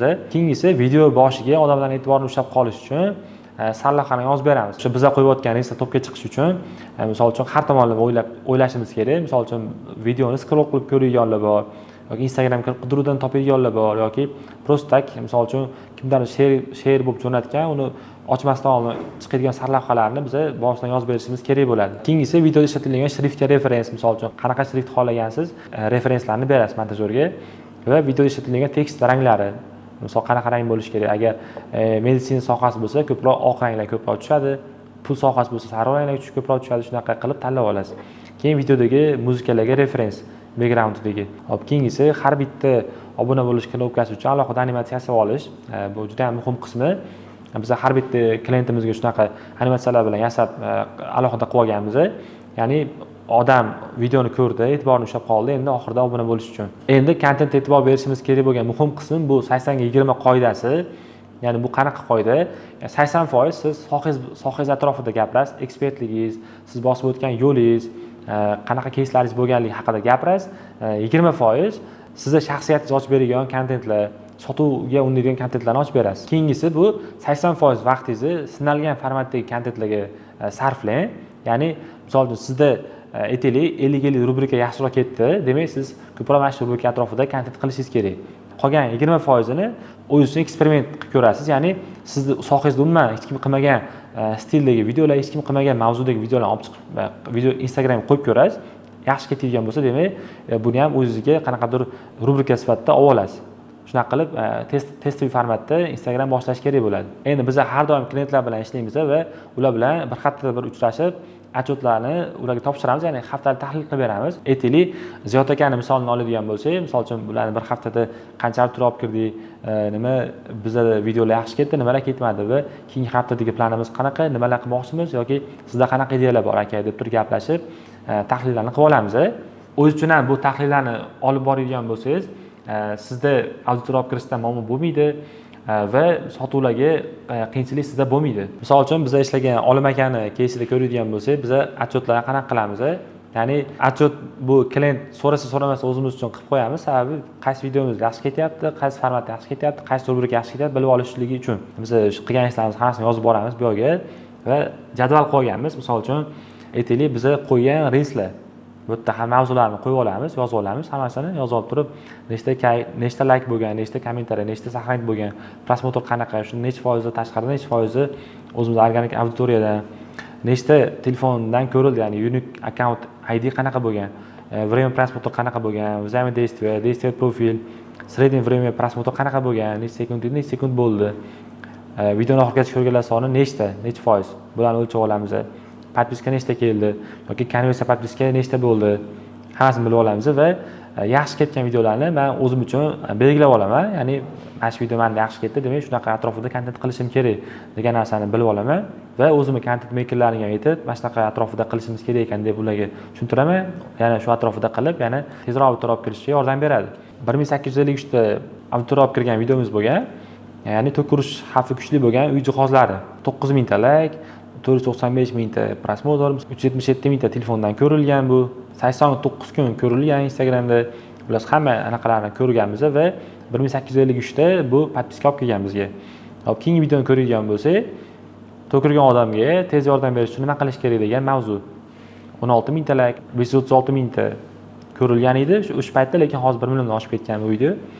Va bizga 3544 ta podpiska olib keldi bu video. Xuddi shunaqa qilib biz har hafta o'zimizga отчет qilib olamiz. Misol uchun nechta qaysi video yaxshi ketdi, yaxshi ketmadi. Shunaqa qilib, agar siz ham o'z sohangizda shaxsiy blog boshlayotgan bo'lsangiz yoki boshlagansiz, lekin natijalaringiz bo'lmayotgan bo'lsa, mana shu instrumentdan foydalanib ko'ring, sizga ham albatta foydali bo'ladi degan umiddaman. Endi siz kontentlarni Instagramga chiqarishni boshlaganingizdan keyin juda ham muhim, ko'pchilik e'tibor bermaydigan joyi bor. Instagram algoritmi juda ham o'zgarib ketgan hozir. Instagram kimlarni yaxshi ko'radi? Ya'ni har kuni bittadan video qo'yadigan. U farqi yo'q. Kontentingiz oddiy bo'ladimi, zo'r bo'ladimi, lokatsiyasi yomon bo'ladimi, yaxshi bo'ladimi, farqi yo'q. Kuniga davomiy bittadan 3 oy video qo'yishingiz kerak bo'ladi. Ya'ni 90 kun har kuni bittadan kontent qo'yishingiz kerak bo'ladi. Taxminan bitta kontentingiz sizda 1 million axlatga kirgan bo'lsa ham, eng kamida 1000 tadan o'sha 40 mingta, 50 mingtagacha bemalol auditoriya olib kelib bera oladi. Ya'ni siz 3 oyda video qo'yganingizda qaysi bittasi o'xshab qolganda ham sizga yetarlicha auditoriya olib kirib bera oladi. Ikkinchisi, uchgan mavzularni yaxshilab analiz qilib, shu mavzu atrofida yana yangi kontentlarni qilishingiz kerak bo'ladi. Uchinchisi, yaxshi ketmagan videolarni tahlil qilishingiz kerak. Nimaga bu video ketmadi? O'ylab ko'rasiz, ovozi yaxshi emasmi? Kontent ichida noto'g'ri gapirib qo'ymaganmanmi yoki videoni misol kачествоsi meni Instagramga mos kelmaganmi yoki kadr bilan bog'liq qanaqadir muammo bormi, lokatsiya noto'g'rimi ko'rib chiqasiz va solishtirib, xato qayerdaligini topib, keyingi safar bu xatoni qilmaslik uchun o'z uchun shablon qilib yozib qo'yasiz. Keyingisi eng zo'r instrument, hozir ko'pchilik foydalanyapti Instagramdan, bu trial degan funksiya chiqqan, bilasizlar. Trialdan foydalanish kerak, kamida kuniga oddiy telefon o'zidan olib, 2 ta 3 tadan kontent qilib o'zingiz uchun просто qo'yib yuborasiz trial uchun bo'ldi. Bu sizga bonus auditoriya olib kelib beradi. Endi biz ishlagan loyihalar, misol uchun Ziyod aka, bular pediatrlar 102 mingtaligida boshlaganmiz va 271 mingtaligigacha birga ishlaganmiz Ziyod aka bilan. Adashmasam profillarida 25 mingdan, 30 mingdan 3-4 marta ketma-ket sotuvlarni amalga oshirganmiz. Keyingisi Olim aka 0 dan boshlangan, lekin bu yerda eski rasmlarni topa olmadim, shu sababdan qo'yib yubordim. Olim akada biz o'sha 2 oy ichida 17 mingta auditoriya yiqqanmiz. Faqat organik orqali hech qanaqa target reklama bir tiyin pul sarflanmagan va shu blog orqali 500 million sotuv qilib qo'ydik. Hop, keyingisi Abdulboriy, bu klientimiz umra bo'yicha shug'ullanadi. Hozirgi vaqtgacha 3200 ta bo'lgan. Bu adashmasam 20 ta post orqasidan nimaga to'xtab qolgan desanglar, bu hozir bilasizlar, umra temalari qanaqadir yopilib qolgan, haj mavsumi boshlanganligi uchun ish boshlansa, xudo xolasa rezultatlarni sizlarga ko'rsatib boramiz. Hop, keyingisi Hojiakbar aka, bularda 12 mingtaligida boshlangan, 19 mingta yig'ilgan auditoriya sotuvlar bo'lgan. Keyingisi Nigor opa 22 mingtaligida boshlangan, 37 mingtaligida to'xtagan. Bularni faqat biz reelslarga ta'sir o'tkazdikmi? Yo'q, faqat reels emas, sotuvga ham, stories axlatlarni oshishiga ham, Telegram kanaliga ko'proq auditoriya olib kirishga ham biz ko'proq yordam berdik bularda. Misol Ziyod akani misolida 10 mingta stories axlat ko'rardi, bularda 34 mingtaga chiqqan, adashmasam hozir. Bundan keyin yana ko'tarilgan bo'lishi kerak Ziyod akada, chunki 271 mingta auditoriya stabilni shunaqa 34 mingta, 40 mingta yaqin ko'radi Ziyod akada. Biz sizlar bilan 3 ta bosqichda gaplashdik. Birinchisi pozitsiya, ikkinchisi qilinadigan ishlar ketma-ketligi, uchinchisi kontent qismi va biz hozir keldik. To'rtinchisi auditoriya yig'ish mexanizmi. Endi biz kontent qilishni bilib oldik. Endi qanaqa qilib auditoriya yig'amiz, qanaqa yo'llari bor, qanaqa instrumentlari bor. Hozir men sizlarga buni daskalarni tushuntirib beraman. Telefondan prezentatsiya tayyorlamadim. Men sizlarga o'sha planshetda yozib, zo'r qilib instrumentlarni tushuntirib beraman. Auditoriya yig'ish modellari juda ham ko'p. Men sizlarga 3 tasini tushuntiraman. Birinchisi bu organika, ya'ni organika o'sha reelslar orqali, bilasizlar o'zingizlar ham, organika orqali. Ikkinchisi bu reklama orqali, target orqali. Reklama, target. Xo'p, uchinchisi bor, bu influence marketing orqali, ya'ni o'sha blogerlar bilan yoki qanaqadir konkurslar bilan auditoriya olib kirsa bo'ladi. Influence marketing orqali.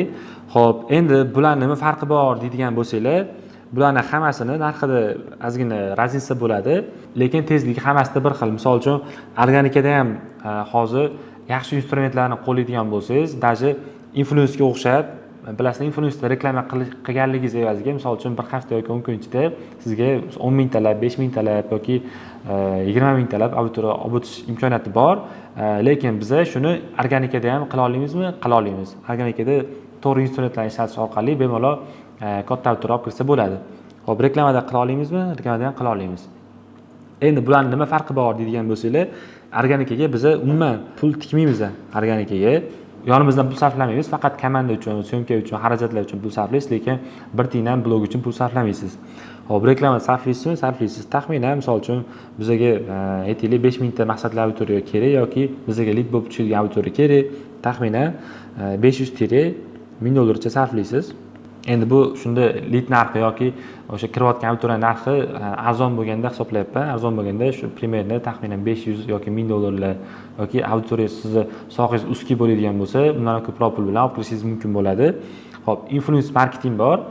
Influence marketingda bilasizlar, blogerlar bilan kollaboratsiya qilinadi yoki qanaqadir konkurslar va'da qilinadi.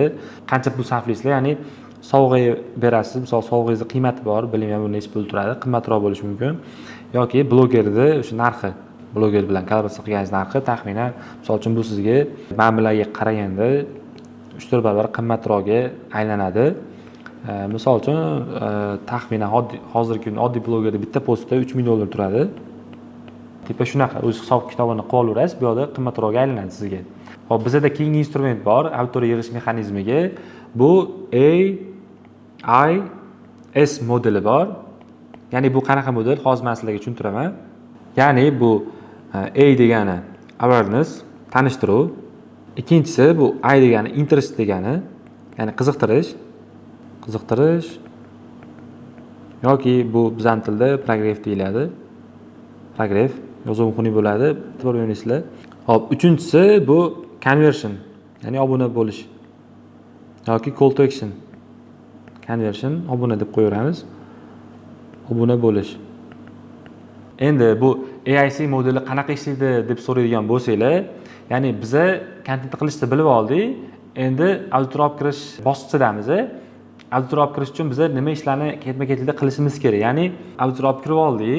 Endi ularga nima ish qilishimiz kerak? Biza tanishtiruv qilishimiz kerak ularga. Faqat auditoriya olib kirgan videolarni, reelslarni qilganmiz, katta auditoriya olib kirib oldik. Misol 4000 tami, 10000 tami, 20000 tami farqi yo'q.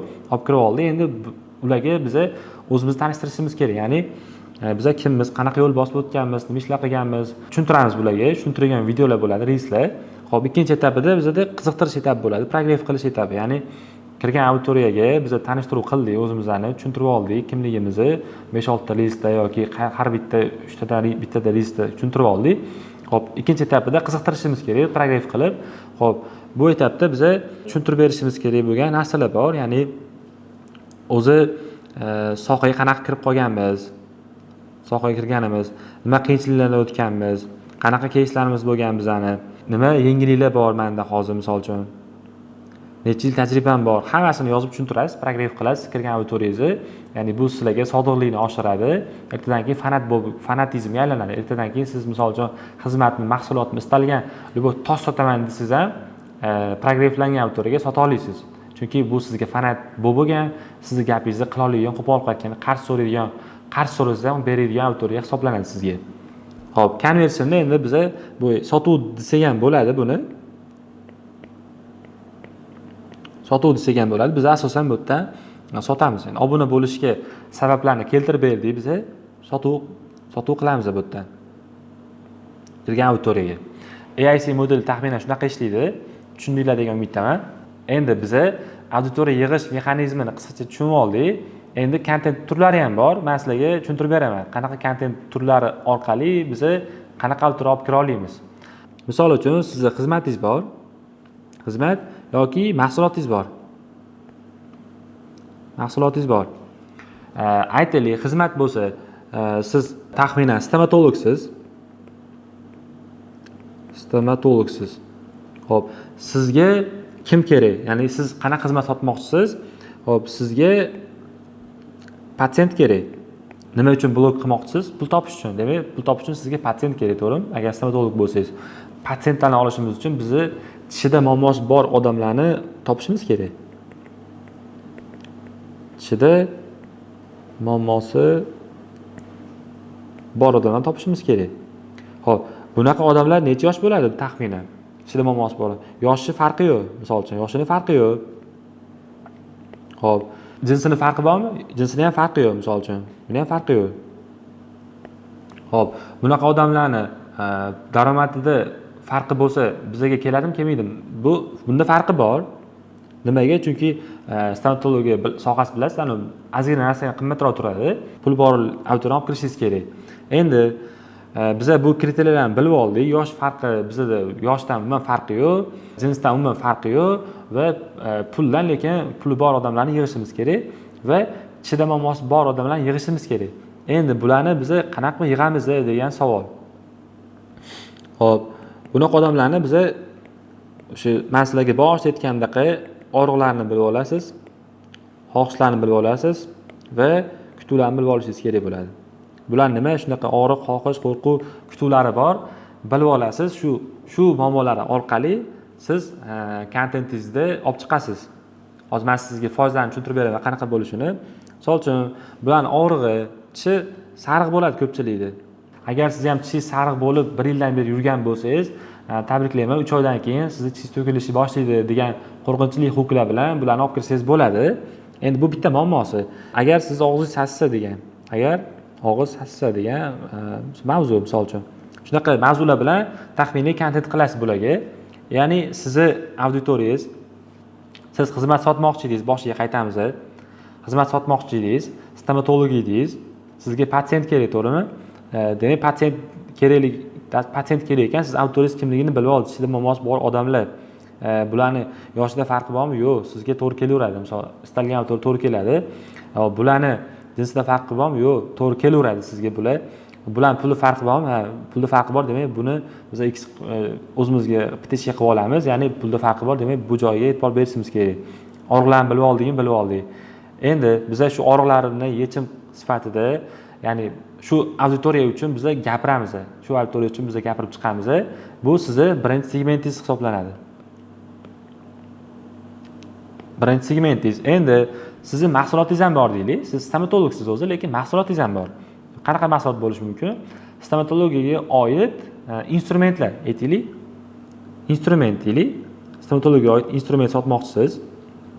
Xo'p, endi siz auditoriyangiz kim bo'ladi endi? Mahsulot sotmoqchisiz. Xo'p, siz hali ham stomatologsiz. Sizga kim kerak? Stomatolog bo'lsangiz, pasiyent emas, endi instrument sotmoqchisiz. Instrument kimlarga kerak? Bu birinchisi bu tadbirkorlar, chunki stomatolog sentrni ochgan insonlar bo'lishi mumkin. Ikkinchisi bu stomatologlar, chunki bular instrumentni ishlatishadi. Xo'p, uchinchisi bu bo'lishi mumkin, endi olib sotarlar deylik. Ko'p ham bo'lmaydi, olib sotarlar deylik, o'sha instrument sotadiganlar. Misol uchun, siz auditoriyangiz mana shu insonlar, endi bularning yoshini farqi bormi degan joyga keldik mana. Yoshini farqi bormi? Bor. Yoshi taxminan, misol uchun, bu instrumentlar arzon turmaydimi? Arzon turmaydi. Demak, buni qanaqa odamlar sotib ola oladi?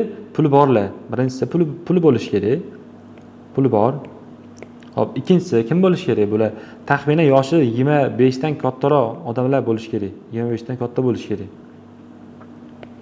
Uchinchisi stomatolog bo'lsa, u stomatologiyasini ochgan yoki o'sha ish boshlagan, instrument kerak. Demak, bunaqa odamlarda qanaqa cheklov bo'lishi mumkin? Stomatologiyada cheklov yo'q, lekin siz faqat kontentda endi mashalarga urg'u berishingiz kerak. Hop, tadbirkorlarga, stomatologlarga, olib sotarlarga. Chunki sizning anaqangiz bor, mahsulotingiz bor. Hop, bizda bu endi ikkinchi segment bo'lib xizmat qiladi.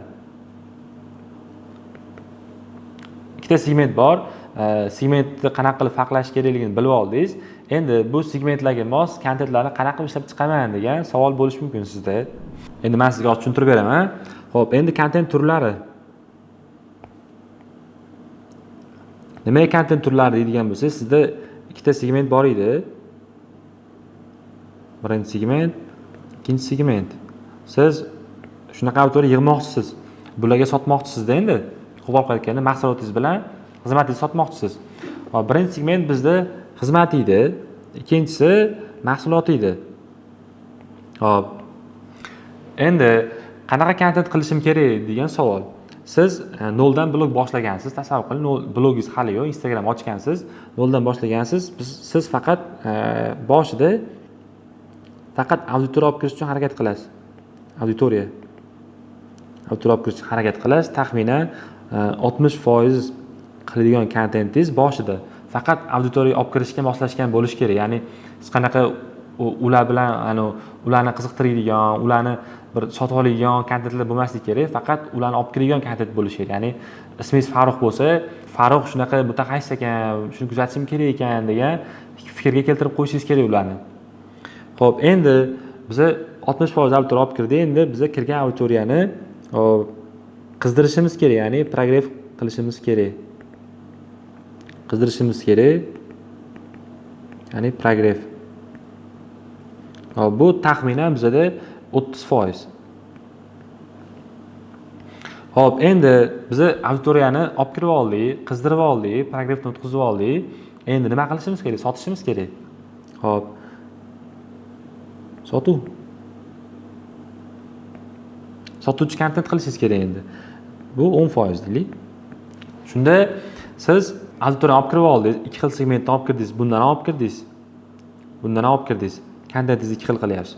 Endi kirgan auditoriyani siz paragrafga o'tkazdingiz ikkalasini. Bularning muammolari nima edi? Ikki xil birinchi segmentingiz bor edi, ikkinchi segmentingiz bor edi. Ikkalasida ham muammo, og'riq, xohish, qo'rquvlarni yozdingiz. Buni ham og'riq, xohish, qo'rquvlariga yechim beryapsiz. Xo'p, yechim qatlarda beriladi. Xo'p, birinchisi storiesda berasiz. Keyingisi reelslarda berasiz. YouTube'ingiz bo'lsa YouTube'ingizda berasiz. Telegram kanalingiz bo'lsa Telegram kanalingizda berasiz. Bularni yaxshilab qizdirib olasiz 1 hafta, 2 hafta davomida. Xo'p, bularni qiziganini qayerdan bilaman deydigan bo'lsanglar, qisqacha yopiq sotib ochib ko'rasiz. Telegram kanalingizda yopiq sotib ochasiz. Mana shunaqa xizmatim bor, mana shunaqa taklifim bor, olasizlarmi deb turib tashlab ko'rasiz auditoriyaga. Agar 2-3 ta oladigan odamlar chiqib qolsa, demak, auditoriyangiz tayyor degani. Sotuv qilasiz, bo'ldi. Ikkala muammolar, ikkala segmentingiz bo'yicha qisqacha kontent orqali sotuv qilishni, auditoriya yig'ish mexanizmini o'rganib oldik. Xo'p, 5-bosqich bizda mindset, sotuv. O'zi sotuv qachon bo'ladi degan savolga javob beraylik. Sotuv qachon bo'ladi? Sizni muammongiz dolzarb bo'lsa, ya'ni siz muammongizni bo'rttirib ko'rsatib bersangiz odamlarga. Misol uchun stomatolog bo'lsangiz, xizmat sotmoqchisiz. Agar siz sog'lom odamlarga aytasiz, endi misol uchun, agar sen tishing sarg'ayib ketgan bo'lsa, 3 yildan keyin seni tishing umuman qolmaslik ehtimoli bor. Chunki mana bunaqa sabablari bor degan muammoni dolzarbligini tushuntirib berasiz ularga. Hozir menda shu muammo bor va meni qiynayapti degan fikrli maqsadli auditoriyangiz bo'lsa, sizda sotuv qila olasiz.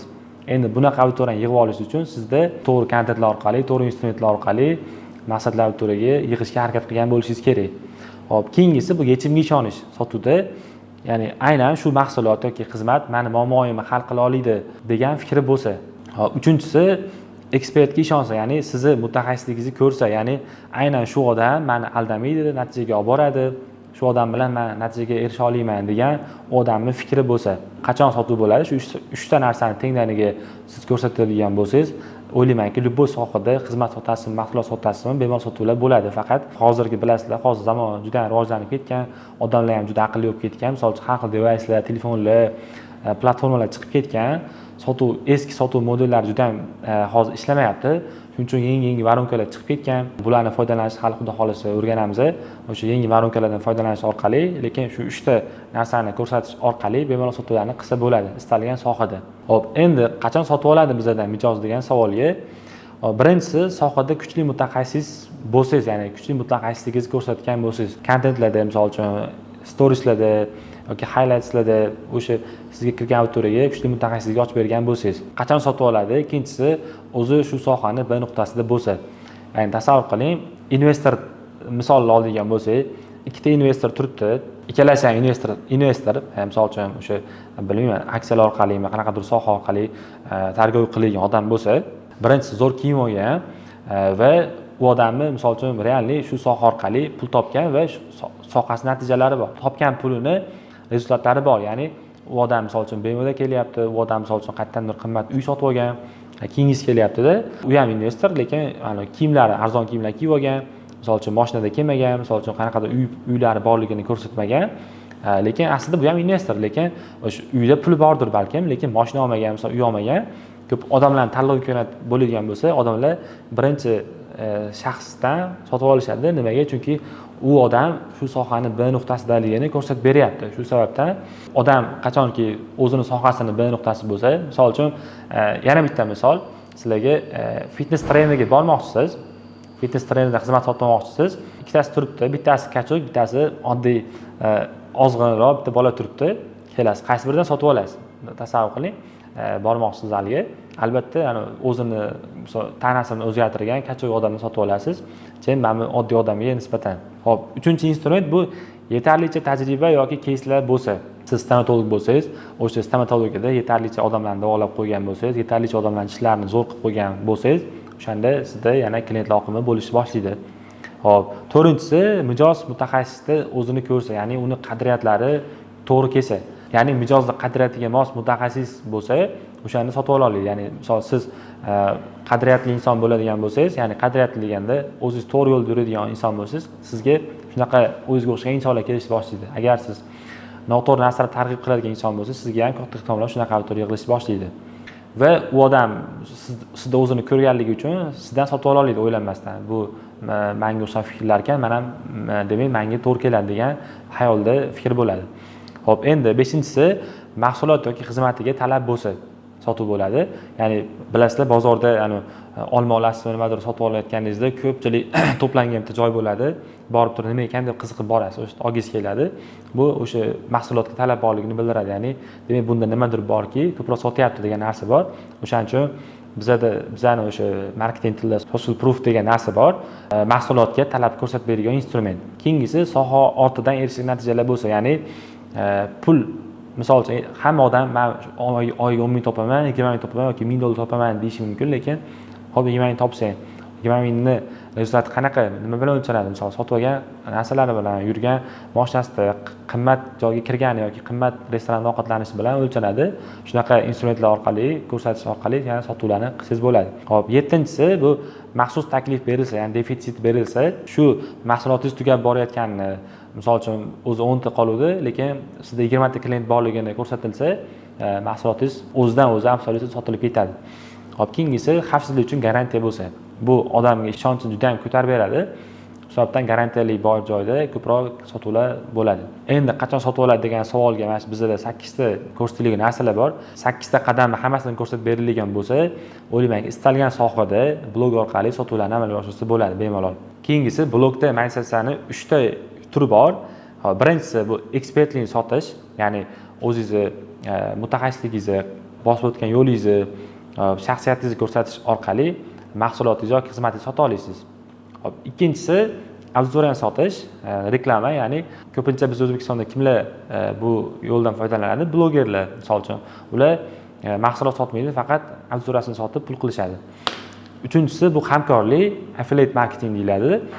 Hamkorlikda odatda bunda ham auditoriya ham sotiladi, lekin qanaqadir vaziyatda, misol uchun kimdir bilan shartnoma qilib, shartnomada mahsulot sotiladi. Mahsulotdan siz foiz evaziga auditoriyangizda reklama qilib, auditoriyangizda o'zingiz nomingizdan chiqish orqali auditoriyangizdan mahsulot sotib berasiz, kimgadir undan foiz olasiz. Sotuv qanaqa bosqichlarda bo'ladi?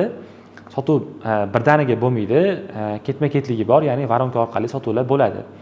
Birinchisi bizda odam kimdandir mahsulot sotib olishligi uchun, ya'ni aynan blogda, Instagramda siz unga qanaqadir qiymat berishingiz kerak. Qiymat nima bilan o'lchanadi? Bepul qanaqadir sovg'a, bepul darsliklar, bepul videolar, siz qilayotgan kontentlaringiz, kontentdagi ekspertligingiz, shaxsiyatingizni ko'rsatish orqali shunaqa bepul berasiz, keyin siz talab qilasiz undan. Shunaqa. Ikkinchisi bu tripwire. Endi siz qiymat berdingiz, endi arzonroq narsa nimadir sotib ko'rasiz auditoriyangizga, u tayyormi, tayyor emasmi degan narsani tekshirish uchun. Arzon narsa sotib ko'rasiz, demak odamlar olishni boshlagan bo'lsa, demak asosiy produktingizni sotsangiz bo'ladi. Misol uchun bunda o'sha narxi balandroq bo'lishi mumkin, asosiy produkt sotib ko'rasiz. Bundan agar odamlar oladigan bo'lsa, 4-yo'li bu o'sha maximize, ya'ni qo'shimcha sotuvlar. Qo'shimcha sotuvlarni ham bemalol amalga oshirsangiz bo'ladi. Qachonki main produktingizni sotsangiz, asosiy produkt sotdingiz, bo'ldi. Endi qolgan siz auditoriyangizni 60% bo'lsa produktni oldi, 30% olmadi, lekin ular o'ylab turgan savollari bor. Ularni muammolarini bilasiz va 30% ga taklif qilasiz qaysidir produktingizni. Sotuv modellari bor bizda. Bu qanaqa? Hamma foydalanadigan modellar organika, reklama, offline uchrashuv, Zoom, seminar, onlayn webinar, shunaqa instrumentlar orqali sotuv modellari bor. Endi bularni albatta hammasi varonka orqali amalga oshadi. Ketma-ketlikda instrument shu qadamma-qadam ko'rsatiladigan bo'lsa, sotuvlar amalga oshadi. Hop, bizda sotuvlarning shu modellari bor, 3 ta modeli bor yana. Bu birinchisi progressive, bu hozir Instagramda hamma foydalanyapti. Bu qanaqa deydigan bo'lsanglar, ya'ni sotuvlar doimiy ochiq bo'lmaydi. Ma'lum bir misol 1-2 hafta davomida auditoriya olib kirib olasiz, yana 1-2 hafta davomida u auditoriyani qizdirib olasizda, o'zingizni mutaxassisligingizni ko'rsatasiz, кейslaringizni ko'rsatasiz, ya'ni progressivdan o'tkazasiz u auditoriyani. 3-bosqichda o'zi maxsus takliflar bilan sotuvlarni ochasiz. Shunaqa qilib har oyda misol bir marta sotuvlarni bitta qilib, demoqchi bo'lganim, har oyda oxirida misol bir oyda bir sotasiz, lekin misol uchun 100 ta sotasiz. Shunaqa bu instrument orqali, ya'ni progressiv instrument orqali. Ikkinchisi bu doimiy sotuvlar, ya'ni sizni profilingizda yoki YouTube'ingizda qilayotgan rilslaringizni oxirida call to action bo'ladi.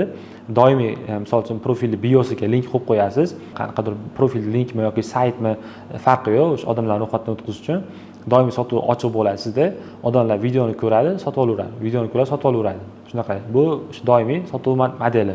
Bizda keyingisi bu diagnostika orqali sotuvlar bo'ladi. Klient diagnostika qilib, tahlil davomida uni muammolari bilan yechasiz, unga nima kerakligini tushuntirasiz va unga kerakli narsa sizda borligini tushuntirasiz. Shu orqali sotuvlarni amalga oshirasiz. Sotuvda ham 80-20 qoidasi ishlaydi doim. Ya'ni 80% siz sohangiz atrofida kontent qilasiz, 20% sotadigan kontentlar qilasiz. Auditoriyani bezdirib qo'ymaslik uchun shu modeldan doim foydalanishingiz kerak. Agar sizda foizlar taqriban o'zgarib ketadigan bo'lsa, ertadan keyin auditoriya bezib sizdan chiqib ketish ehtimolligi ham bo'lishi mumkin. Endi sizlar loyihalarda qanaqa sotuvlar bo'lgan desanglar, men sizlarga o'sha keyslarni razbor qilib bermoqchiman. Birinchisi bu Olim akani o'sha bloglarida biz 500 millionlik sotuv qilganmiz. Keyingisi Hojiakbar akani bloglarida biz o'sha 40 mingga yaqin sotuvlarni qilganmiz. Keyingisi Ziyod aka bularni bloglarida biz adashmasam 25 mingdan 2 marta, undan keyin yana 20 minglik sotuv qildik. Taxminan 70 mingga yaqin sotuvlarni qilganmiz. Hop, birinchi men sizlarga Olim akani ko'rsatib beraman. Hop, bizda Olim akani loyihasida varonka qanaqa bo'lgan? Hop, birinchi etapda biz analizlarni qilib olganmiz, hamma analizlarni.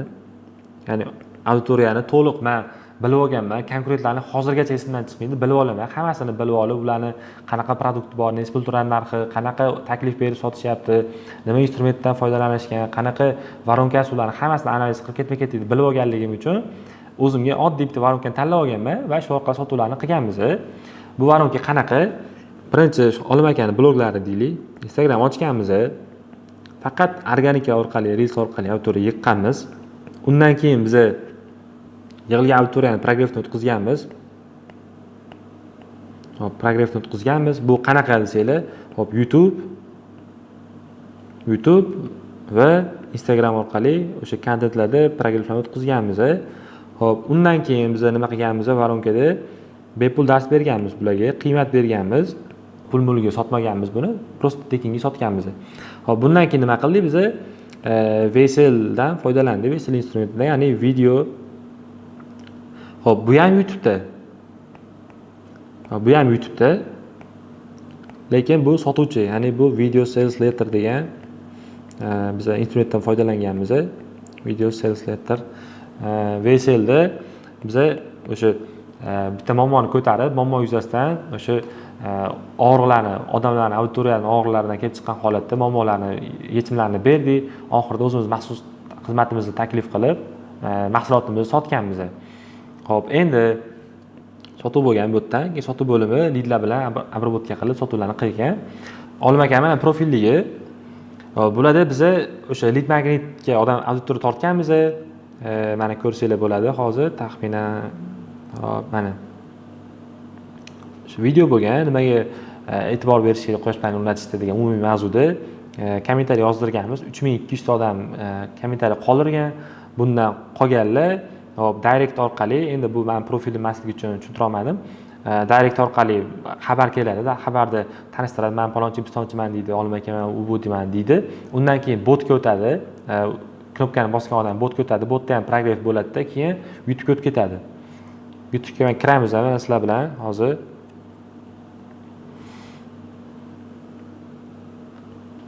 Hop, men YouTube'ga kirib oldik. Hop, Olim akani videosida taxminan 14 mingta ko'rildi. Shu videoda biz zavodini quyosh panellari maksimal samara olish uchun degan mavzuni tanlab olganmiz. Ko'pchilik quyosh panellari o'rnatgan, lekin samara yo'q ko'pchilikda. Nimaga samara kerak? Ular investitsiya qilish uchun. Ko'pchilik investitsiya sifatida o'rnatishgan panellarni shu sababdan biz shu mavzuni tanlab olganmiz va video opisaniyasida link qoldirganmiz. Oxirida dajim qilib, bularga mana shunaqa bor, opisaniyadan ro'yxatdan o't deb bularga majburlaganmiz. Hop, va bizda anketa bo'lgan. Anketada o'zimizdagi filtrimizga to'g'ri keladigan savollarni to'g'rilaganmiz, savollarni yozib, bu yerdan link olganmiz. Ismi, telefon raqam, Telegram username, qayerdan murojaat qiladi, necha pul oyiga to'k xarajat qiladi, nima maqsadda o'rnatmoqchi panellarni, qanaqa stansiya o'rnatmoqchi, necha pul ajratmoqchi sistemaga, taklif ma'qul kelsa qachon o'rnatmoqchi degan savollarni qo'yganmiz va bizga taxminan 90 ta yaqin linklar tushgan. Mana o'zingizlar ko'rsanglar bo'ladi. Hop, 87 ta link tushgan. Bu yoqda Hammasini kriteriyalar bor. Bu yerda necha kilovatli qo'ymoqchi, mana qancha quvvatli qo'shimcha o'rnatmoqchi. Misol uchun 20 kilovatgacha, kimdirlar jonga qancha o'rnatmoqchi, mana kimdirlar 50-100 kilovat. Hop. Tepada mana ko'rsa bo'ladi. Har xil anaqalar bor. Kimdir kredit orqali to'lamoqchi, kimdir naqd pulga, kimdir bo'lib to'lashga yozib qo'ygan. 500 dan 100 kilovat, 10 ming, 50 ming dollargacha puli bor bu odamni va 50 kundan keyin qo'ymoqchi. Tepadagisi 500 kilovatli qo'ymoqchi, 50 minggacha puli bor, 30 so'm ichida qo'ymoqchi. Demak, biz menga birinchi telefon qilib gaplashib sotganmiz. Xullas bizga 87 ta liddan qisqasi birinchi prodajamizda o'sha 15 kilovatli atrofida panel o'rnatilgan, 200 million yaqin 200 million sotib bo'lgan. Hop, ikkinchi prodaja bizda taxminan 25 kilovatli, 30 kilovatli atrofida panel qo'yib berilgan, 300 millionlik sotib bo'lgan. Общий, xullas 2 oy ichida bizda 500 millionlik sotuv bo'lgan va hozirgacha biz olmagan YouTube'larni yurg'izamiz. Hop, haligacha biz lidlarni olamiz. Misol uchun mana oxirgi videolarni 67 mingta, undan oldingisi 28 mingta hech qanaqa target yoqilmagan. Bular organika orqali hammasi shu ko'rilishlar orqali biz lidlarni olganmiz. Targetga bir so'm ham sarflamasdan. Shunaqa qilib haligacha ishlab sotuvlarni qilib kelyapmiz hozirgacha. Endi razborimizni keyingisida doktor Ziyod akani tanisanglar kerak ko'pchilik. Hozir men sizlarga bularni ham keyin razbor qilib beraman. Lekin ko'p materiallarni hozir bu planshetda yo'qligi uchun qaysi joylarda montajyorlarga aytaman, rasmlarni chiqarib qo'yishadi raqamlarni. Ungacha men sizlarga varonkasini tushuntirib beraman bularni. Bizda Ziyod akani proyektida varonka qanaqa bo'lgan? Misol uchun varonka deb hisoblaydigan bo'lsak, birinchi biz auditoriya olib kirganmiz faqat. Auditoriya. Albatta orqada qilingan ishlardan tashqari, orqada biz analizlar qo'yganmiz, konkretlar analizi, varonkalar analizi, bozor analizi, produkt analizi, hop, auditoriya analizi hamma ishlarni qo'yib turib, keyin auditoriyaga harakat qilganmiz va o'zimizning muammomizga yechim bera oladigan, bizda maqsad sotib olishga tayyor bo'lgan potensial auditoriyani yig'ishga harakat qilganmiz, chunki ular muammolarini bilganligimiz uchun. Auditoriya olib kirganmiz, ularni paragrafdan o'tkazganmiz. Paragraflar qayerda bo'lgan? Telegram, YouTube, hop, Instagramda bo'lgan. Instagramda stories highlightlarda va reelslarda paragraflar bo'lgan. Hop, undan keyin nima qilganmiz? Paragrafdan keyin biz ularni bitta joyga yiqqanmiz, ya'ni Telegram kanaliga. Telegram kanaliga yig'ib, undan keyin biz ularni maxsus taklif bilan onlayn seminarga yiqqanmiz. Onlayn seminar. Seminardan lead olganmiz va sotuv qilganmiz. Bizda birinchi 2 oylikda taxminan 25 minglik sotuv bo'lgan. Ikkinchi 2 oylikda yana 25 minglik sotuv bo'lgan. Uchinchisida biz Tripwire, ya'ni mini produkt qilganmiz. Bu yerda bir hafta ichida 10 ming dollar sotuv bo'lgan. Yana bir hafta ichida 10 ming dollar sotuv bo'lgan. Shunaqa qilib biz taxminan 70 mingga yaqin bo'lgan. Endi men esimda turganlari, bundan tashqari yana blog orqali o'sha konsultatsiya, boshqa balobatlarlar juda ham ko'p keladi. Ziyod akaga vaqtlar yetmaydi. Kimdirlarga onlayn qilib beradi, kimdirlarga offlayn qiladi. Shunaqa sotuvlar bo'lgan. Keyingisi Hojakbar aka qolyapti. Men Hojakbar akani sizlarga to'liq razbor qilib qo'yganman. O'zi tayyor videosi bor. Oxirigacha ko'rgan bo'lsanglar, qanaqa qilib olishni o'rgatib qo'yaman buni ham. Bunda to'liq sistema qanaqa bo'lgan, kontentga nima ishlar qilganimiz, qanaqa ishlarni amalga oshirganimiz, hamma daskanal razbor qilganman. Xudo xolisa, oxirida qanaqa qilib olishni o'rgataman. Men sizlarga bizda ishlagan ba'zi loyihalardagi sotuvlarni razbor qilib berdim. Bundan tashqari juda ham ko'p loyihalarda sotuvlar bo'lgan, lekin ba'zilarimiz olib chiqishni xohlamadi. Ko'pchilik sotuvlar yaxshiroq bo'lganligi uchun, o'shaning uchun ruxsat so'rab o'zlaridan olib chiqdim bularni. Xo'p, endi bularni o'zligidan eshitsanglar bo'ladi. Hozir videosini qo'yamiz sizlarga. Tanishinglar, bular Iskandar aka, advokat, yurist, tergov sohasida juda ham kuchli backgroundga ega mutaxassislardan bittasi. Biz Iskandar aka shaxsiy brendlarini noldan qurishga kelishib ish boshlaganmiz. Eng qiziq ish boshlaganimizga atigi bir hafta bo'ldi, lekin bizda bir nyuans bo'ldi. Bir hafta ichida noldan 5000 ta jonli maqsadlarni yig'ib berdik Iskandar aka bloglariga, sohasidan chiqib ketmagan holatda aynan shu yurist sohasini ko'rsatib, advokatlik o'zi nimaga kerak, kimlarga kerak, qanaqa yordam bera olaylar, shu maqsadda bloglarni boshlaganmiz. Va eng qizig'i bir hafta ichida Iskandar aka bloglariga 5000 ta auditoriya yig'ib, bu orqali 60 million sotuv qilib qo'ydik. Men bu VSL, ya'ni bu YouTube'dagi videomni yozishimdan oldin Iskandar aka bilan ish boshlagandik. Shu montaj ishlari davomida shunaqa holat bo'lib qoldi, o'shanga olib chiqishga qaror qildim. Senlarga o'zingiz qisqacha tushuntirib bersangiz. Avvalo hammaga assalomu alaykum Azimjonov. Sizlarni jamoalariga, ayniqsa sizga mana shu ishni boshlaganligimiz uchun va shu ish faoliyatimizni yaxshi olib borayotganimiz uchun rahmat aytib qolaman. Azimjon, sizga bo'lsa boshlashdan oldin haligi ozgina ikkilanish bo'lgandi, sizga savollar berganman o'zi bu faoliyatni boshlasak, ya'ni mediaga men o'zim qo'l ursam, bu qanaqadir bir menga foydali jihatlari bo'ladimi? Ya'ni aytgansizki, klient ola olmaymanmi? Qanchada 3 oy vaqt ketadi, qancha bo'ladi? 3 oy vaqt ichida bo'lsa ham klient ola olmaymanmi? Boshqa deb aytganman, to'g'risi, avvalo Alloh inoyati bilan, so'zimiz o'tga qilganligi bilan, nima deydi, shu auditoriya bizni tushunganligi bilan hozir o'zi aytmoqchi, men uncha tushunmayman to'g'risi, shu bir hafta vaqt ichida 5000 ga yaqin siz aytmoqchi jonli obunachi kirib keldi. Bundan tashqari direct deymizmi? Directimizni ham ko'rsangiz javob berishga ulgurmayapmiz. Bu hech qanaqa bir qo'shimchalarsiz aytamiz. Haligi o'zinglar aytgansizlar, organik ko'rinishda shuni endi natija deb oladigan bo'lsak, agar shu natijaga erishdik, men ishonaman, Xudo xohlasa bu boshlanishi, Xudo xohlasa birgalashib shu nima deydi, подписчик deb qo'yasizlar, shuni ham millionlarga olib chiqishga Xudo xohlasa Alloh qodir qilsin, ishonamiz. Senlarga sotuvlar qanaqa bo'ldi o'zi? 60 million prodaja bo'ldi deyapsiz. Ozgina aytib bering. Xo'p, sotuvlarga keladigan bo'lsak, to'g'risi menda o'zi shu vaqtgacha tergov tizimida sud va huquq tizimlarida faoliyat yuritganman. Menda o'zi klientskiy baza deb qo'yamiz, endi shu o'zimizning tilimizda aytganda klientskiy baza mavjud edi, lekin yana qo'shimcha klientlar keldi. O'zi aytib o'tgandek, shu bir hafta vaqt ichida shu 60 million so'mga shartnoma qilishga erishdik. Nechta odam bilan ish boshladingiz? Bu biz hozirgi vaqtda 3 ta odam bilan shartnoma qilishga erishdik. Endi o'zim ko'rib turibsiz, direktda hali javob bermaganimiz qancha. Shunaqa. Agar oramizda tadbirkorlar yoki soha mutaxassislari o'zlarini ekspert sifatida ko'rayotgan shaxslar bo'lsa, boshda o'tkazgan sifatida aytaman, o'ylanmasdan Allohga tavakkul qilib, yaxshi niyatda shu ijtimoiy tarmoqlarda o'z blogilar yuritishlar mumkin bo'lsa, mumkin bo'lar ekan. Bu albatta Xudo xolasa yaxshi natijalarga olib keladi. Samimiy fikr bildirishim kerak bo'lsa, bolalarni ish uslublariga, mehnatiga, harakatiga shunchaki respekt. Ularga o'z navbatida rahmat aytib qolaman. Rahmat hammaga.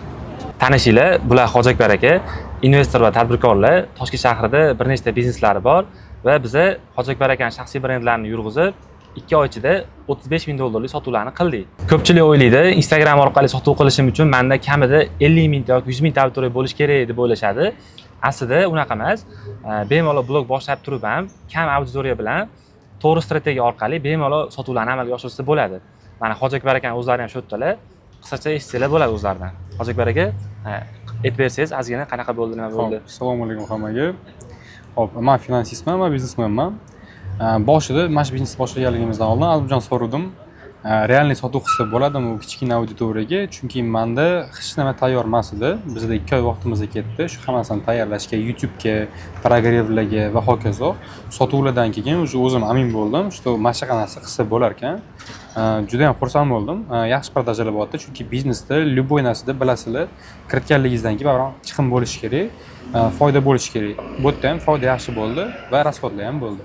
Agar sizlar ham tadbirkorlik bilan shug'ullanayotgan bo'lsanglar, blog boshlayman, qanaqa bir rivojlantiraman desanglar, shu narsani tezroq boshlashingiz kerak, chunki bu narsani mevasi tez beriladi. Bilamizki, любой biznes oldin hamma narsa alternativ bizneslar, boshqa bizneslar offlayn bo'lgan, hammasi onlaynga o'tyapti. Shu sababdan baribir ham onlaynga chiqishimiz kerak bo'ladi. Shu joyda chiqishni boshlaganingizdan keyin shu narsa o'zini o'zi qoplab ketadi va yaxshigina foyda qilishni boshlaysizlar. Shu sababdan maslahat beraman, boshlash kerak.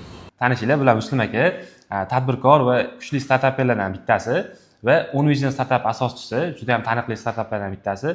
Biz ham Muslim akaning shaxsiy brendlarini noldan boshlaganmiz. Hali ishlar davom etyapti, lekin sotuvlar qilish arafasidamiz. Muslim aka, o'zi nimaga shaxsiy brend boshlash ideyasi sizga keldi? Qanaqa usullar bor? Avvalambor assalomu alaykum. Men ismim Muslim Xushbakov. Oldin men mana shu shaxsiy brendni rivojlantiraman deb bir xayol kelgandi, undan keyin to'xtatib qo'ygan edim va hozirga kelib men uni Azimjon bilan birgalikda boshladik. Azimjonga rahmat. Meni bir nechta loyihalarim va o'zimning shaxsiy brendim bilan shug'ullanishyapti.